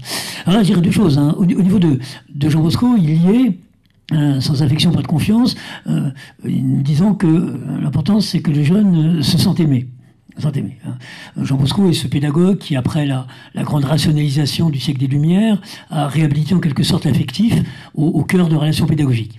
Disons que de toute façon, il y a l'affectif, mieux vaut le reconnaître pour être capable de le gérer, plutôt que vouloir le nier. Quand j'utilise le terme affectif, c'est autant les sentiments affectueux que les sentiments agressifs. Mais je suis de ceux qui pensent que si aujourd'hui notre école a parfois tant de difficultés dans la gestion de groupes d'adolescents au comportement provocateur, c'est que bon nombre d'enseignants continuent d'être formés à la négation de la dimension affective de la relation pédagogique. Moi, aujourd'hui, j'entends parler de la relation pédagogique comme si la relation entre un prof homme et un adolescent garçon était identique à la relation entre un prof homme et une adolescente fille, ou comme si la relation entre un prof homme et un adolescent garçon était complètement identique à la relation d'une prof femme et un adolescent garçon. Je conclue en disant, je connais deux catégories de personnes qui n'ont pas de sexe, il y a les anges et les élèves. Il m'arrive d'entendre parler de la relation prof-élève comme s'il s'agissait d'une relation asexuée entre un adulte détenteur d'un savoir et un jeune en quête de l'acquérir. Non, cette dimension de l'affectivité est prégnante. Donc, c'est là, la confiance va se construire aussi, sur le fait de ce regard de bienveillance sur le jeune. Et après, c'est le jeune, enfin, moi j'aime dire, comment Jésus s'y prend pour évangéliser à Samarie. Il se met pas sur un podium en disant « je suis le fils de Dieu, écoutez-moi ». Il rencontre en profondeur une personne qui se sent reconnue, qui se sent rencontrée. Et après, c'est elle qui va dire, mais venez voir, c'est le langage des témoins, venez et voyez, venez voir, c'est pareil. Venez voir un homme qui m'a dit tout ce que j'ai fait. Il n'a pas dit grand-chose. Il dit, va, appelle ton mari, il revient. Mais en tout cas, il a révélé le sens de sa conduite, l'incapacité qu'avait cette femme de pouvoir inscrire l'amour dans la durée. Et ayant rencontré en profondeur, c'est elle qui va... Et je crois que Jean Bosco, c'était pareil. Quand il a démarré dans les faubourgs de Turin, il a essayé de rencontrer les jeunes, il développait tous ses talents de magicien, puis ça marchait pas très fort. Et puis il y a eu un gamin qu'il a rencontré en profondeur, ce fameux Barthélemy, un 8 décembre. Et puis après, c'est Barthélemy qui a amené les copains. Et puis une semaine après, ils étaient 5, un mois après, ils étaient 100, 6 mois après, ils étaient 400. Donc, le fait, comme vous disiez, d'avoir un lieu où effectivement le jeune se sent entendu dans les questions fondamentales qui se posent sur le sens, car j'aime dire ce qui caractérise notre humanité, c'est, dit philosophe Eric Fiat, c'est à la fois notre contingence et notre mortalité. C'est-à-dire qu'on aurait pu ne pas être, on aurait pu ne pas être, il a fallu toute une succession de hasards qui ont fait que le père et la mère se sont rencontrés. Et puis on est mortel. Au bout du bout, c'est la mort. Et la question qui se pose, c'est quoi le sens? L'animal, lui, il sait pas qu'il va mourir. Il peut vivre à H-2, il peut vivre à 100%. L'homme, ce qui a raison, c'est qui sait qu'il va mourir. Il est complètement unique. Ce que j'aime dire aux jeunes, tu es complètement unique. Il n'y en a pas un qui te ressemble. Tu es complètement singulier. On est 7 milliards, 8 milliards sur cette terre. Il n'y en a pas un seul qui te ressemble. C'est quoi la trace que tu vas laisser de ton passage sur cette terre? Et c'est quoi le sens? Puisque au bout du bout, c'est la mort. Donc, cette question-là, qui est vraiment la question de la spiritualité, elle est dans la tête de tous nos ados. Et j'aime dire combien de conduites de fuite que peuvent être l'addiction aux drogues, l'addiction au sexe, l'addiction à la délinquance, sont toujours des conduites de fuite par rapport à cette question centrale qu'on veut éviter à tout prix.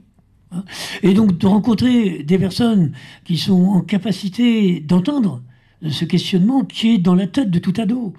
La question, je crois qu'on assiste à un affaissement de la pratique religieuse, on n'assiste pas à un affaissement du questionnement spirituel. Non. Voilà, alors c'est comment, effectivement, je trouve que vous jouez un rôle magnifique dans les établissements, de pouvoir... Et après, voilà, c'est par contagion, c'est Adoré qui dit, on ne transmet pas la foi par imposition, mais par contagion. C'est le modèle. J'entends très bien ce que vous dites dans la sphère éducative. J'entends très bien cette affaire de la confiance. Mais est-ce que c'est aussi valable dans la sphère familiale? Parce que tout ce que vous dites sur la confiance, moi, je croise à longueur de semaine des paroissiens, des paroissiennes, grands-parents, profondément éprouvés de ne pas avoir réussi à transmettre la foi à leurs petits-enfants, qui sont parfois même plus baptisés. Ces petits-enfants, je lui mets ma main à couper, ont une grande confiance dans leurs grands-parents. C'est pas la question. Ces grands-parents croient en eux, espèrent en eux, les aiment. Tous les critères que vous avez donnés, je suis persuadé qu'on les trouve. Pour autant, la foi en tant que retour à une confiance, je pense, existe. Mais la foi en Jésus-Christ, Fils de Dieu ressuscité, ça, c'est pas passé. C'est quoi le problème? Si on le savait.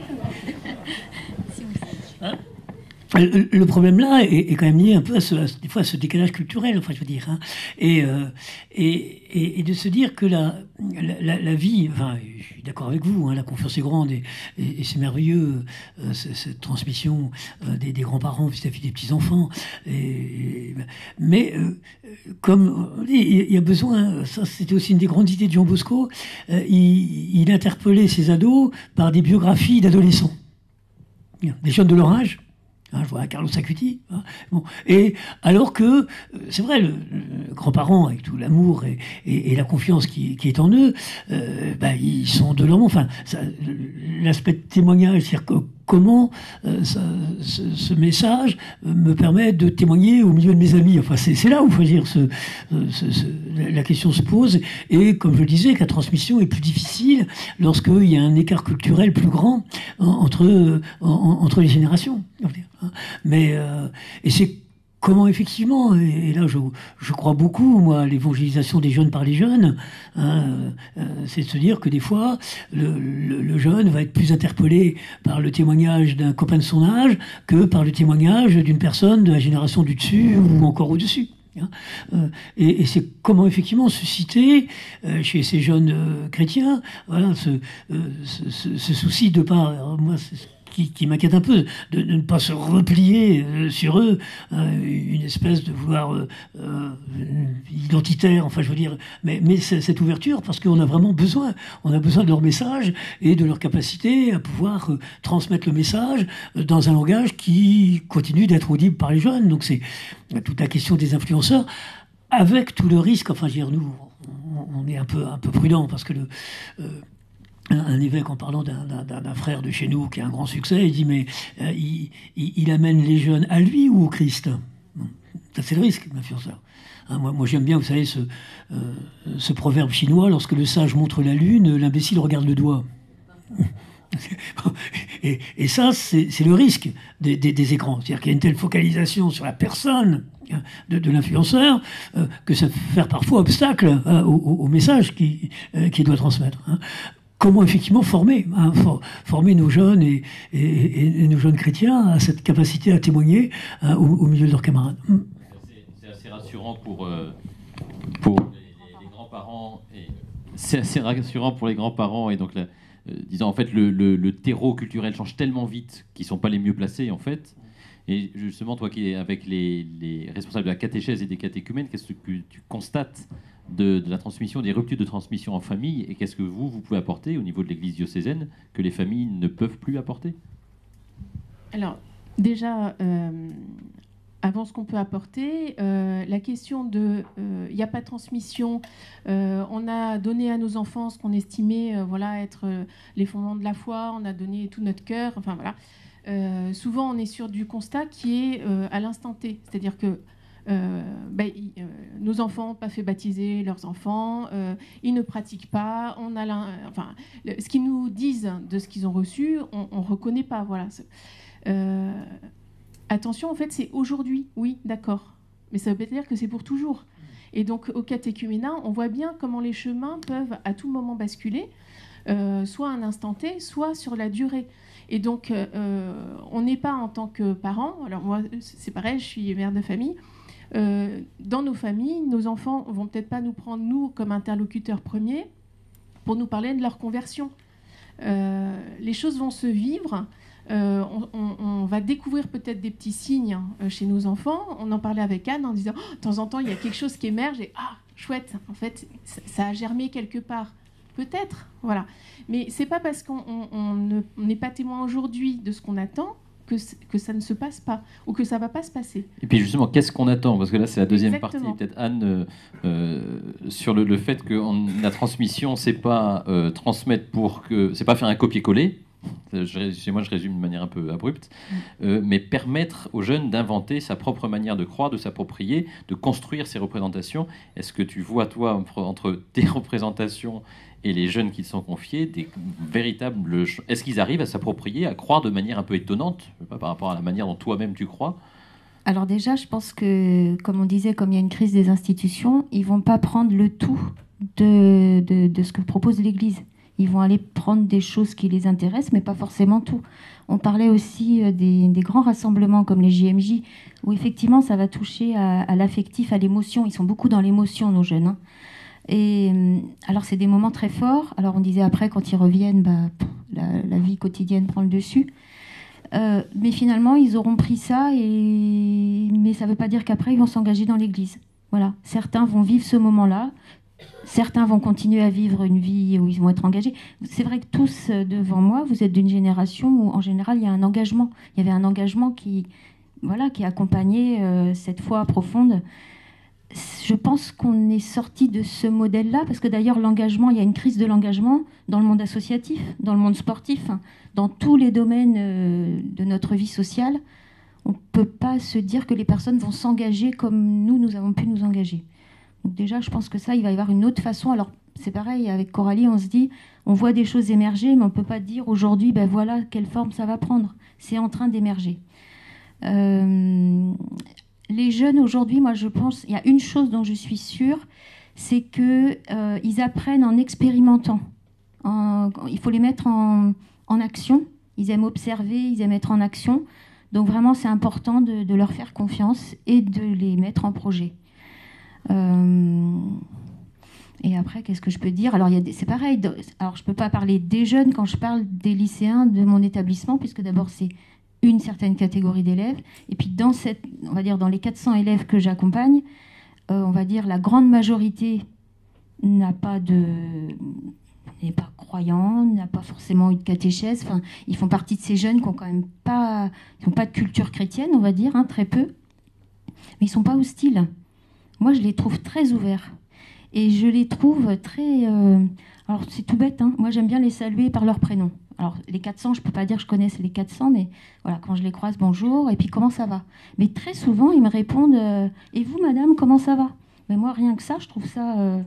Moi, ça me rend heureuse, parce que je me dis, ils ont... Parfois, on dit qu'ils sont enfermés, ils ont une attention à l'autre, puisqu'ils me demandent comment je vais. Donc déjà, ça c'est bon. Alors on n'est pas dans une proposition où on les sent vraiment prendre part à ce que je vais leur proposer, mais de là peut naître après une petite discussion. On va parler de... Il y a 2 jours, il y a une jeune qui me parlait de... son papa, il est agriculteur, et puis en ce moment, il pleut beaucoup et il ne pouvait pas semer les graines. Voilà, donc on en vient à parler de leur vie, de ce que font leurs parents, de leur vie personnelle. Et puis après, l'étape suivante, ça va être... peut-être ce qui les anime, leurs rêves, voilà, qu'est-ce qu'ils souhaitent faire plus tard. Enfin, déjà ça, moi je trouve ça énorme. Si déjà on peut réussir à avoir ce dialogue avec eux, c'est la relation de confiance. C'est ça. Alors après, des jeunes qui demandent des choses, qui viennent me voir en me disant, je réfléchis à être baptisé, ou voilà, ça on en a.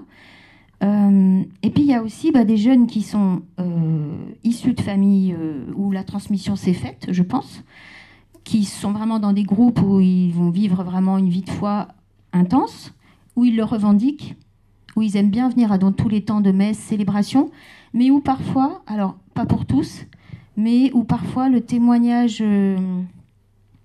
dans la relation aux autres, il n'est pas toujours en accord avec l'évangile.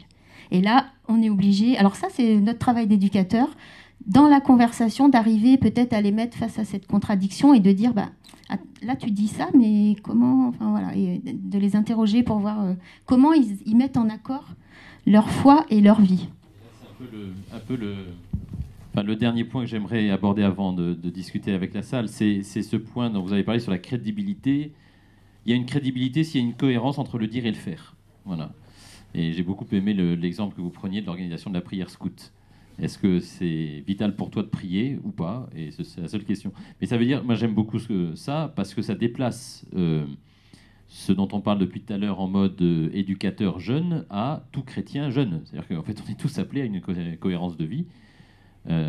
Est-ce que, peut-être Coralie, là-dessus, est-ce que tu as quelque chose, je pense notamment avec tous les catéchumènes que tu peux accompagner, qu'est-ce que tu ressens de cette importance-là donnée par les catéchumènes de rencontres personnelles, de personnes qui ont, à un moment donné, été lumineuses parce qu'il y avait une vraie cohérence entre ce qu'ils disaient et ce qu'ils vivaient, enfin l'image du Christ, quoi. Hein.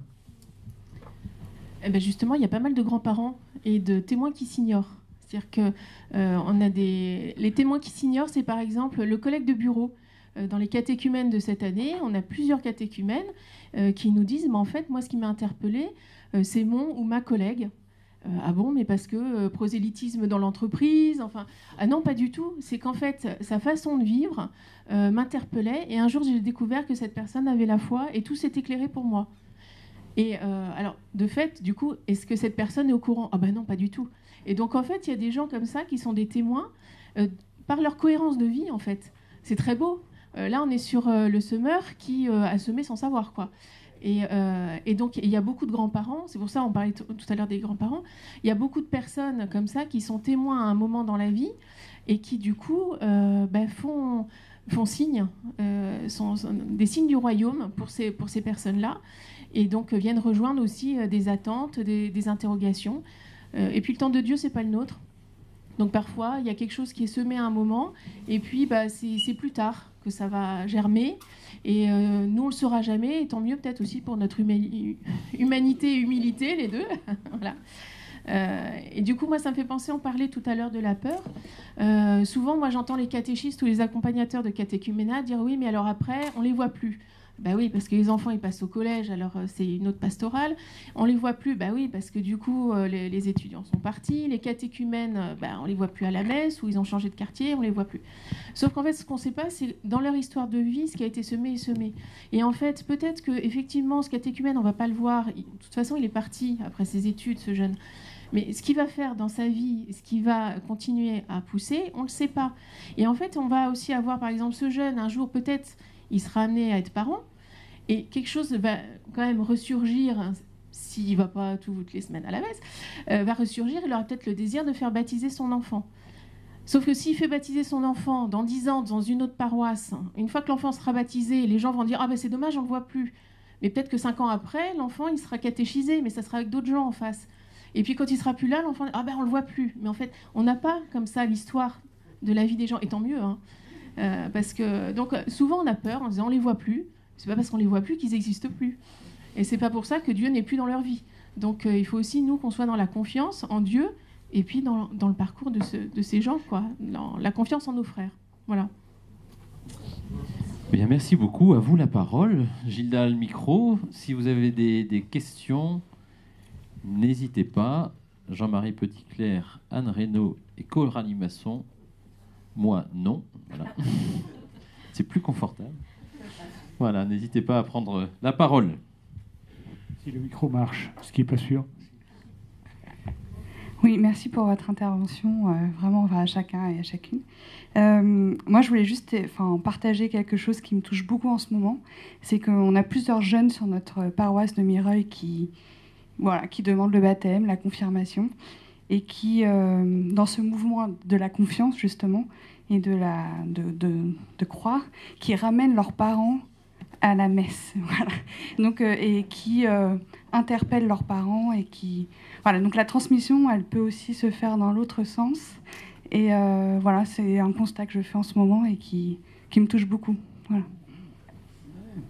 Père Petitclerc, une... Non, je trouve que c'est beau, il faut le dire. Hein, Là aussi, on a la génération des parents et une génération aussi un peu déboussolée, enfin, je veux dire, entre la manière dont ils ont reçu le message et puis la manière dont leurs enfants reçoivent le message, c'est pas tout à fait la même manière. Donc, il va y avoir des interférences et je trouve ça très beau, le témoignage que vous faites de ces jeunes qui vont réinterpeller les parents sur le sens, qui parfois ont pu abandonner certains types de pratiques qui étaient liées effectivement à la représentation qui se sont faits à partir du message qui leur a été transmis, et puis qui voient une autre manière et qui se sentent réinterpellés, et que on voit aussi, enfin je veux dire, dans l'évangile, ça nous les jeunes enfants, je pense à ce petit garçon qui, au niveau de la multiplication des pains, moi ce qui m'émerveille, c'est ce gamin qui avait son sandwich, tous les autres n'avaient pas préparé, et qui est capable de le donner. Enfin, je veux dire, enfin, c'est lui qui est le moteur de toute cette dynamique du partage. Moi, ça me dire que c'est pas tant la multiplication des pains, c'est la multiplication du geste du partage, quoi. Et celui qui a initié le geste du partage, c'est ce petit garçon dont on connaît pas le nom, hein, et qui est capable, alors qu'on aurait pu se dire, bon, moi j'ai prévu, moi, et qui est capable de donner ses pains et ses poissons, donc en n'ayant plus rien, et la dynamique du partage qui se met en route. Voilà, on a des exemples comme ça dans la Bible, où ce sont effectivement les enfants et les adolescents qui réveillent quelque part la foi des adultes.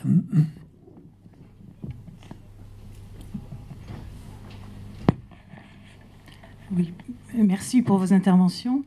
J'ai l'impression que pour beaucoup de parents, la transmission de la foi est importante et qu'il y a peut-être une tendance à rester un petit peu entre soi pour protéger un petit peu... Et du coup, quid du témoignage auprès des autres, hein, à rester un peu dans des mêmes groupes. Par exemple, j'ai des enfants qui se sont mariés et qui ont fait leur préparation de mariage avec un prêtre directement, sans aller dans un groupe où ils auraient pu témoigner. Voilà. Et pour des jeunes parents aussi, de mettre leurs enfants dans des écoles très catholiques, scouts, et puis finalement, pas de contact avec d'autres enfants. Mais en même temps... on peut comprendre aussi cette démarche. Oui. Vive la fraternité. Hein. Moi, j'aime dire, quand j'interviens dans une récollection de profession de foi, j'aime dire aux enfants, on peut résumer le message de Jésus en une équation, confesser Dieu Père égale vivre en frère. C'est-à-dire que la seule manière de témoigner un Dieu qui est Père, qu'on ne voit pas, c'est d'établir une relation de fraternité avec les hommes qui sont à nos côtés.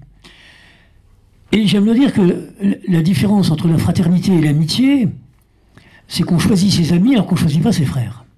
C'est ça la grande différence. Le frère, même dans une famille, hein, quand le cadet surgit, l'aîné n'a pas choisi, on va dire, hein, et puis il va établir une relation de fraternité. Et donc d'insister sur le fait de croire effectivement en Dieu Père, c'est de s'engager à devenir un bâtisseur de fraternité, hein, et pas simplement dans son petit cercle d'amis. Hein, et quand dans l'Évangile, le jeune interroge Jésus sur qui est mon prochain. Jésus répond pas, ton prochain, c'est tes proches. Hein, ton prochain, là, c'est le gars qui est sur le trottoir, là, qui vient d'être agressé. Et la question est de savoir si tu es indifférent à sa souffrance ou si tu te laisses interpeller. Alors voilà, je crois que c'est important de dire qu'on attend, et je suis assez d'accord avec vous qu'il y a ce réflexe de peur, mais là encore, la peur de l'autre, la peur du différent, très souvent est liée à la méconnaissance.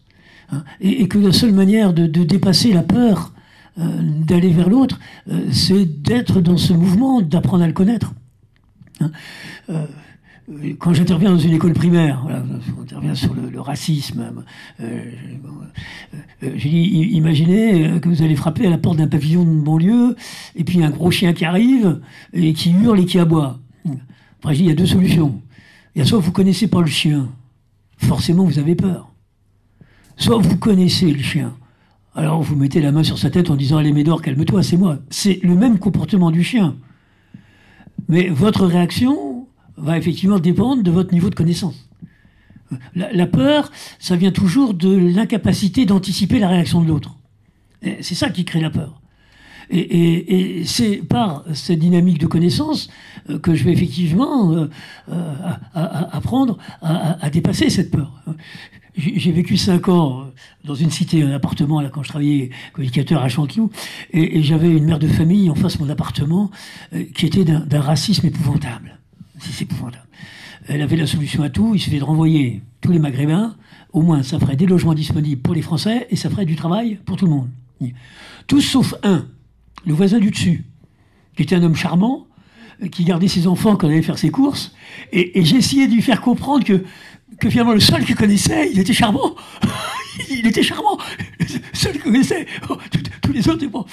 Et comment, et je veux dire qu'au niveau de cette tentation de jeunes de se replier, voilà, on peut comprendre, comme vous dites, hein, et puis il faut se rassurer. Mais combien, enfin, Jésus ne cesse de dire, allez, je vous envoie comme des agneaux au milieu des loups. Enfin, il y a vraiment cette dynamique de l'envoi.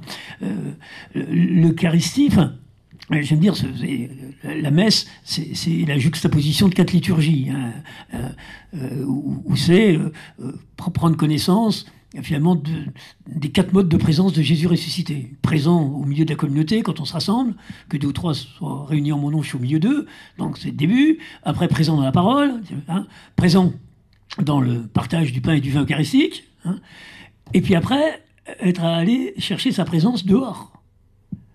Et se termine par la liturgie de l'envoi. À la différence des célébrations de nos amis musulmans qui se terminent par une prière finale, nous, la messe ne se termine pas par une prière finale.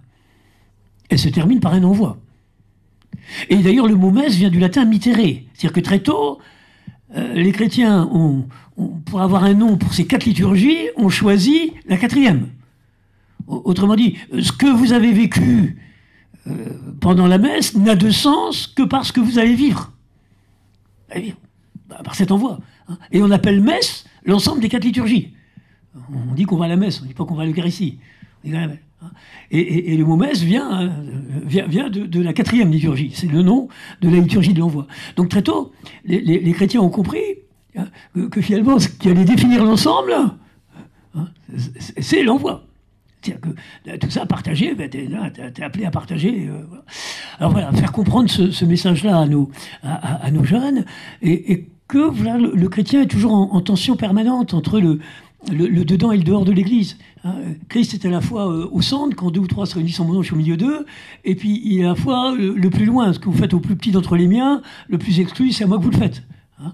Et l'itinéraire du chrétien, c'est toujours un aller-retour. Entre je pars vers l'autre, après je reviens me ressourcer au milieu de la communauté des croyants pour avoir l'énergie pour repartir, bâtir la fraternité. Bon. Et Jésus, enfin, j'aime dire, ne fait que marcher. Enfin, je veux dire, hein, il prie, il agit, il prie. Enfin, il y a toujours cet aller-retour, hein, qui caractérise la démarche chrétienne. Hein. J'aime dire qui caractérise la démarche du disciple du Christ, c'est d'être un marcheur. Jésus dans l'évangile ne cesse de nous être présenté en train de marcher. Jamais il s'installe.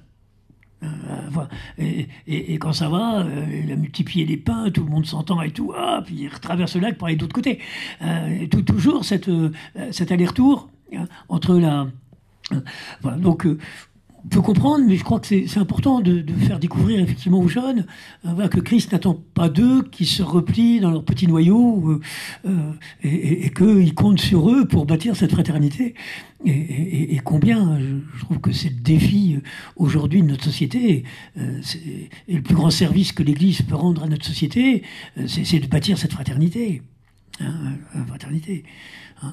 J'aime dire souvent, hein, la devise de notre République, c'est liberté, égalité, fraternité. Mais les 3 valeurs ne sont pas de même nature. Liberté, égalité, c'est de l'ordre du droit. Fraternité, c'est de l'ordre du devoir. C'est pas un droit d'être frère. J'ai le droit à la liberté, j'ai le droit à l'égalité. Mais c'est pas j'ai le droit à la fraternité, j'ai le devoir. Bon, et de se dire que pour moi, c'est la valeur clé. La liberté sur la fraternité pourrait virer à la toute-puissance. L'égalité sur la fraternité pourrait virer à une idéologie égalitaire. C'est la fraternité qui, quelque part, donne sens aux 2 autres valeurs républicaines. Et voilà. Donc, comment effectivement, moi j'aime bien insister sur cette fraternité parce que c'est vraiment une valeur partagée par tous. Et je me dis dans une société un peu fracturée, combien il est important, hein, nos amis musulmans parlent de fraternité, les chrétiens parlent de fraternité, les républicains parlent de fraternité, les francs-maçons parlent de fraternité. Bon, au moins voilà une valeur sur laquelle personne ne va émettre un doute. Bon, après comment on la construit, comment on la bâtit, comment on y arrive, bon là les chemins sont divers. Mais voilà, je réagirais comme ça, quoi. On peut comprendre, mais veillons effectivement, il ne s'agirait pas d'avoir une église qui se recroqueville, enfin je veux dire, une église qui se recroqueville. Hein. Et permettez-moi une dernière allusion. Jésus nous demande d'être sel de la terre, vous êtes la lumière du monde. Moi, il m'a fallu du temps pour essayer de comprendre ce que ça voulait dire. Parce qu'il ne dit pas soyez sel ou soyez lumière. Il dit vous devez être sel et lumière. Rien de plus enfoui que le sel, il n'y a rien de plus exposé que la lumière. Et il nous demande d'être à la fois sel et lumière. Et je me suis dit, un peu dans ma culture scientifique, qu'est-ce qui est commun au sel et à la lumière? Parce qu'une fois que j'aurais trouvé qu'est-ce qui est commun au sel et à la lumière, parce que ce qu'on voit, ce qui est différent, hein, un côté c'est enfoui, je vais avoir un peu une clé pour l'essentiel du message du Christ.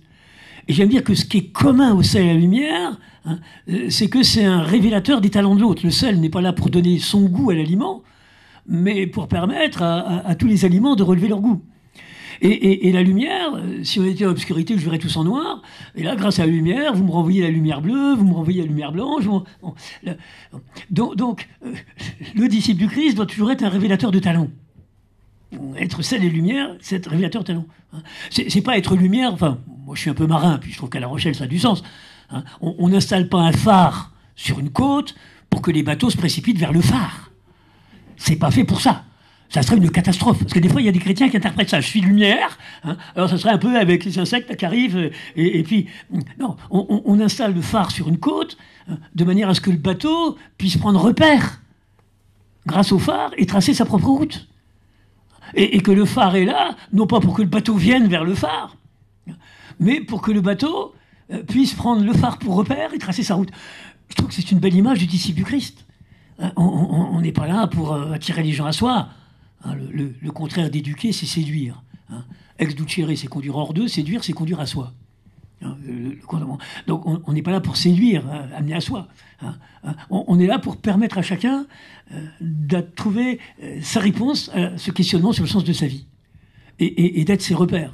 Et il aura une autre réponse que celle que moi je donne à la question. Il ne s'agit pas que j'impose ma réponse. Et il s'agit qu'il puisse faire repère. Et comme vous le disiez, c'est dans le temps. Enfin, des fois, je vois des grands-parents qui... j'ai un exemple comme ça, que j'ai accompagné jusqu'à sa mort, qui se désolait de voir que ses petits-enfants, voilà, elle avait raté la transmission de la foi. Et puis 10 ans après, ces mêmes petits-enfants venaient me trouver en disant, finalement, je crois que, on a un enfant, mais alors, ils avaient déjà un enfant et tout ça, mais on voudrait se marier à l'église. 10 ans après. Et j'ai fait à la fois le mariage et le baptême de cette grand-mère qui me disait j'ai tout raté, quoi. Une autre question?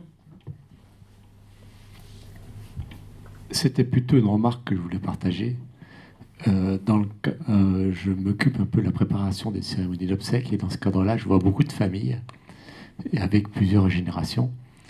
Et ce qui me frappe, c'est de voir la méconnaissance de beaucoup de messages et même de bases de la religion.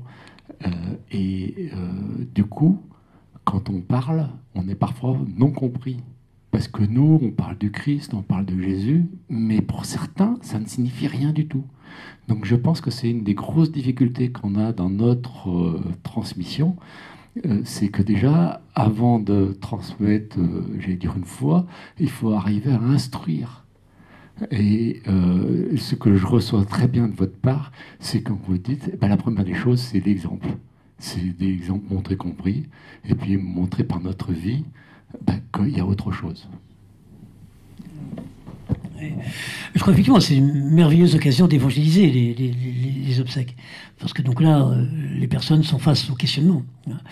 Et juste une petite remarque, je rebondis. Vous savez, j'ai choisi ce terme de cohérence, et pas celui d'exemplarité.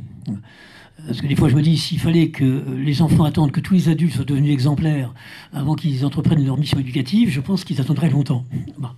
Et je dois avoir l'humilité de reconnaître qu'il peut m'arriver, à moi le premier, suite à un état de fatigue trop important, ou suite à un état de préoccupation trop important, de pouvoir avoir telle parole ou telle posture un peu décalée par rapport à cette pédagogie de Don Bosco dont je me fais le chantre dans toutes mes conférences. Bon. Mais à ce moment-là, il s'agit de reconnaître son erreur. C'est reconnaître son erreur.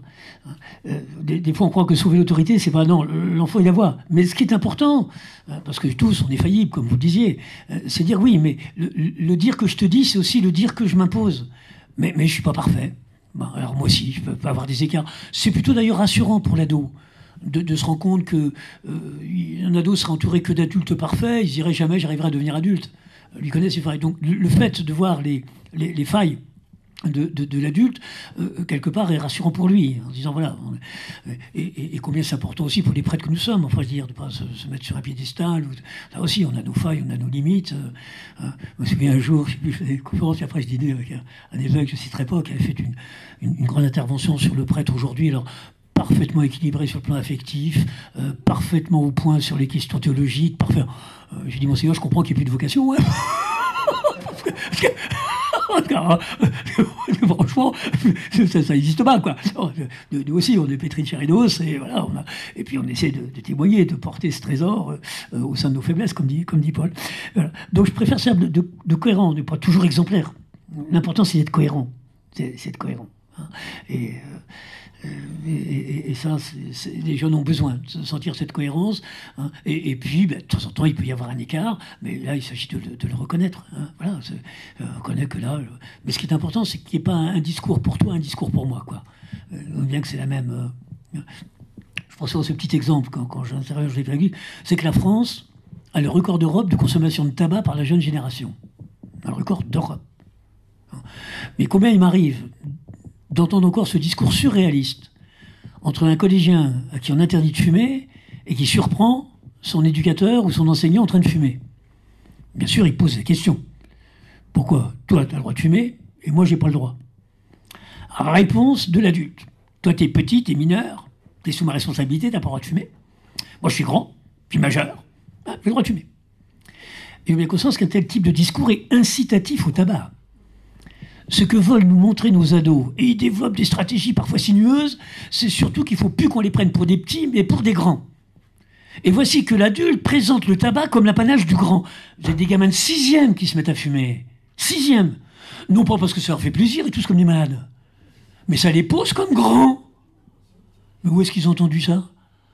Si c'est dans le discours de ces adultes qui n'ont cessé de leur dire « t'as pas le droit parce que t'es petit, moi j'ai le droit parce que je suis grand ».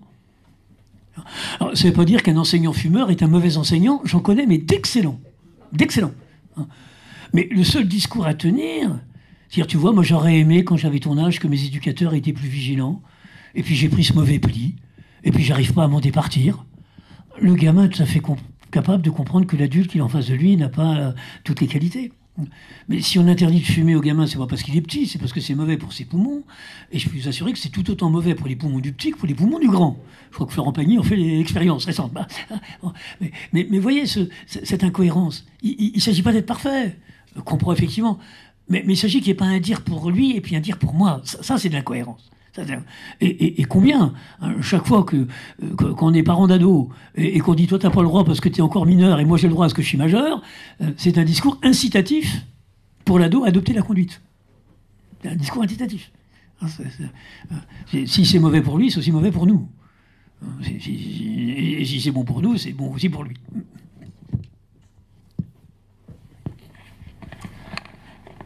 Tout à l'heure, Père Petitclerc, vous avez dit qu'il ne fallait pas forcément regarder le nombre de confirmations, le nombre de baptêmes. Néanmoins, cette année en France, force est de constater qu'il y a eu plus de demandes de baptême, plus de catéchumènes à être baptisés pendant la nuit de Pâques. Est-ce à dire, Coralie, que la transmission de la foi se serait faite de meilleure façon ces dernières années que par le passé? Alors, on a été exemplaires, professionnels, on a assuré comme des fous. C'est grâce à nous. Moi, je dirais juste que c'est lié au fait qu'on baptise plus des petits-enfants. Alors c'est sûr qu'à un moment où on ne baptise plus les petits-enfants, il y a plus de baptêmes quand ils deviennent grands que quand on baptise les petits-enfants. Enfin, ça on oublie. Je vois des évêques qui sont enthousiastes et tout. Je dis attendez. Si effectivement on baptise plus les petits-enfants, c'est normal qu'on ait plus de baptêmes de catéchumènes aujourd'hui qu'on en avait lorsqu'on baptisait tous les petits-enfants. Vous avez raison. Après, il y a beaucoup d'autres choses. La première raison, c'est que l'Esprit Saint est à l'œuvre. Et que du coup, au désert, l'Esprit Saint ne nous laisse pas tomber. Et c'est lui qui est en train de travailler les cœurs. Donc déjà, il y a ça. En premier, c'est ça. Ensuite, c'est vrai que la situation au niveau de la société change. On sent bien que ça bouge. Mais ça ne veut pas dire que c'est forcément un moment défavorable. Au contraire, il y a une recherche de sens chez les jeunes, mais pas que les jeunes. On l'a bien vu, ça bouge les lignes au niveau du travail, ça bouge les lignes au niveau relationnel, ça bouge les lignes au niveau de la perception de soi, ça bouge les lignes au niveau de la quête spirituelle, parce que les gens sont animés de questions fondamentales. Et aujourd'hui, on est dans un moment où des vraies questions se posent sur les questions de sécurité, les questions d'avenir, les questions d'écologie, et puis les questions de mort, de fait. Voilà. Et donc toutes ces questions-là, elles ressurgissent très fort aujourd'hui. Et donc, c'est un moment aussi favorable pour entendre les questions que les gens se posent et puis les aider à cheminer et les accompagner et leur dire que ils sont pas seuls, en fait, que le Christ est là déjà depuis le début. Bon. Donc, il y a la question de l'évangélisation. On est aussi dans une période où on pourrait se dire c'est catastrophique. Alors, ça rejoint un petit peu ce que vous disiez, madame. Le fait qu'on se replie, c'est parce qu'on est en minorité. On est en minorité. Alors nous, ça nous effraie parce qu'on s'est vu en majorité et puis on s'est vu petit à petit être moins majoritaire et puis on est minoritaire. Sauf que dans les jeunes générations, être minoritaire, c'est plutôt un plus. Parce que les jeunes générations, la question de la minorité, ça donne envie d'être défendue, d'être découverte, ça apporte beaucoup de curiosité. Et donc nous, ce qui nous effraie, eux, ça les attire aussi. Et donc il y a peut-être des moments où en fait, on a des jeunes qui viennent juste pour voir, parce que c'est assez curieux, finalement. Il y a encore des chrétiens, ils disent des choses, ils font des trucs bizarres. Il faut savoir que les jeunes sont très attachés à toute la question du rite. Les catéchumènes, la question du rite, c'est structurant dans notre vie de chrétien, mais ça donne à voir le royaume de Dieu, ça donne à voir notre relation à Dieu. Et ça, pour eux, c'est très étonnant, très mystérieux. Et le mystère, ça attire, parce qu'en fait, c'est un mystère qui est plus grand que nous. Donc voilà. Donc toutes ces questions qui nous pourraient entraîner soit de l'inquiétude, soit voilà comment on va faire, et puis on va être de moins en moins nombreux. Ces éléments-là qui nous inquiètent, pour eux, il y a quelque chose au contraire de nouveau, d'attirant. Ils ont besoin d'entendre des paroles d'espérance, qu'on disait tout à l'heure, et ils entendent là des paroles d'espérance. Ils ont besoin d'être entendus sur leurs questions, et là on écoute leurs questions.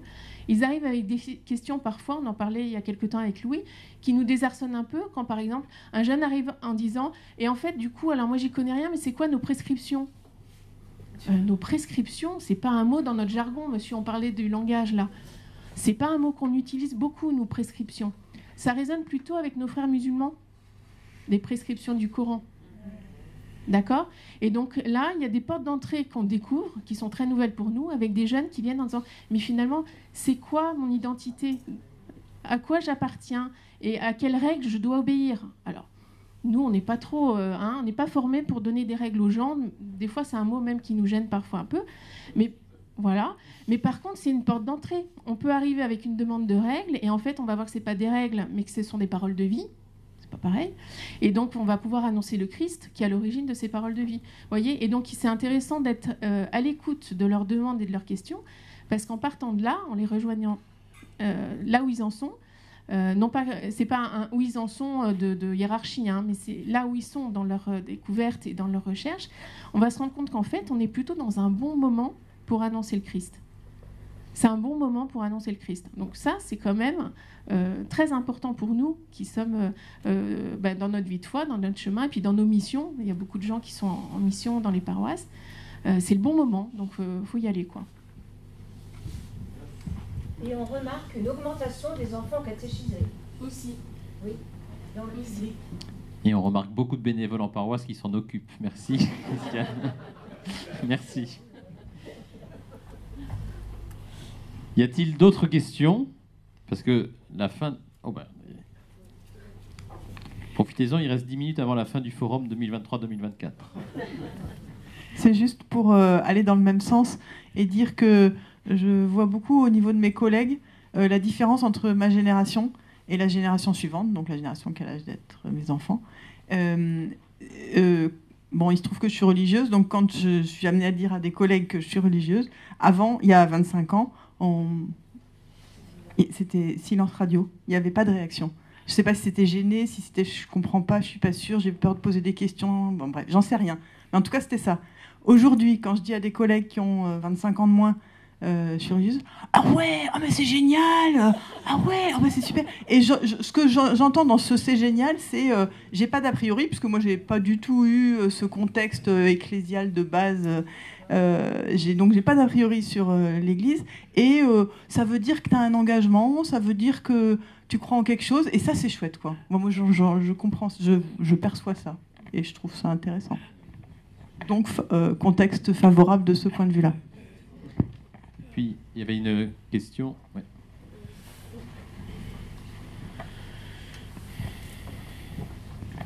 Voilà, j'agrée à ce que vous dites globalement. Je voudrais simplement dire que je pense que le repliement n'empêche pas forcément l'extension, et l'extension n'empêche pas forcément le repliement. Qu'il faut savoir jouer entre les deux, qu'on a besoin de se nourrir. Vous parliez du sel de la terre, de la lumière. Le sel aussi, ça fait penser un peu à ce qui peut être conservé. Et la lumière, c'est aussi l'exemple, enfin, c'est l'éclairement des personnes. Et l'extension à tout crin, c'est pas forcément toujours... parfois, on voit que l'extension actuelle dans notre monde amène les gens à avoir beaucoup de préjugés et à se replier finalement sur eux-mêmes et donc à faire l'inverse de ce qu'ils prônent. Et donc, je pense que vraiment, il faut être, très, très modéré dans sa façon de parler et dans sa façon de penser, pour ne pas avoir des mots trop forts pour définir des états de fait. Voilà. Je pense qu'il faut vraiment être très très prudent dans sa façon de présenter la foi et de présenter sa façon d'être. Voilà. C'est la question de la transmission de la foi comme transmission de capacité à croire, d'un dynamisme, hein, vous avez bien insisté là-dessus. Mais effectivement, on voit aussi en paroisse beaucoup de demandes de familles qui ont manifestement, je ne sais pas par quel moyen, mais transmis ce dynamisme-là, hein, qui demandent aussi la transmission d'un contenu.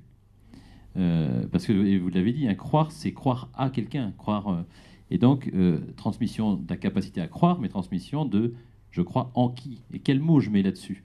Et c'est vrai qu'on a et je sais pas, en école, on voit aussi le développement des écoles maintenant hors contrat, où des familles demandent, mais moi, mes enfants y croient, alors ça ne durera peut-être pas, hein, mais je veux un catéchisme, un contenu sérieux pour avoir des mots pour dire en quoi on croit, et pas simplement la confiance.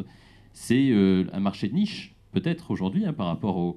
vous disiez que la semence, elle était pour tous, mais il y a quelques-uns qui demandent aussi un contenu. Voilà. Qu'est-ce qu'on répond à ces demandes qui sont légitimes? Non, je disais, à la fois la graine doit prendre racine, donc il y a à transmettre. On ne peut reconnaître Jésus ressuscité que si on le connaît. D'ailleurs, dans l'Évangile, il n'apparaît qu'à ceux qui l'ont rencontré de son vivant. C'est-à-dire que si je vois pas comment un jeune s'y connaît pas Jésus, donc là il y a l'aspect de connaissance, on peut dire, comment il pourra le reconnaître. Donc il y a cette idée effectivement de connaître pour reconnaître, et la raison, il y a à la fois transmettre effectivement cette connaissance, hein, de Jésus, de sa vie, de la manière dont les chrétiens se sont appropriés son message, pour être capable de le reconnaître, qui continuer d'être présent dans notre monde aujourd'hui. Hein. Mais je crois que les deux choses vont de pair. Et puis, comme vous disiez, moi je parlais toujours d'aller-retour, hein, au sein de la communauté, pour aller dehors, pour revenir, on est sur cet itinéraire du disciple du Christ, c'est ce marcheur qui va du centre vers la périphérie et de la périphérie vers le centre. Enfin, je veux dire, hein, et vous avez raison, il ne s'agit pas de... Les deux mouvements sont tout à fait respectés, quoi. Il ne faut pas figer, d'être que à la périphérie ou d'être que au centre. Alors la première chose, c'est de vous remercier, vous, Père Petitclerc, pour votre venue à La Rochelle, même si l'océan vous attire, voilà, c'est à nous que vous avez parlé. Merci beaucoup d'être venu, et puis pour ces propos très dynamisants. Un grand merci aussi, évidemment, à Coralie et puis à Anne, qui ont accepté un exercice pas facile. Et puis merci plus généralement pour tout le travail que vous faites pour les jeunes du diocèse et pour le diocèse, pour notre église diocésaine. Un travail...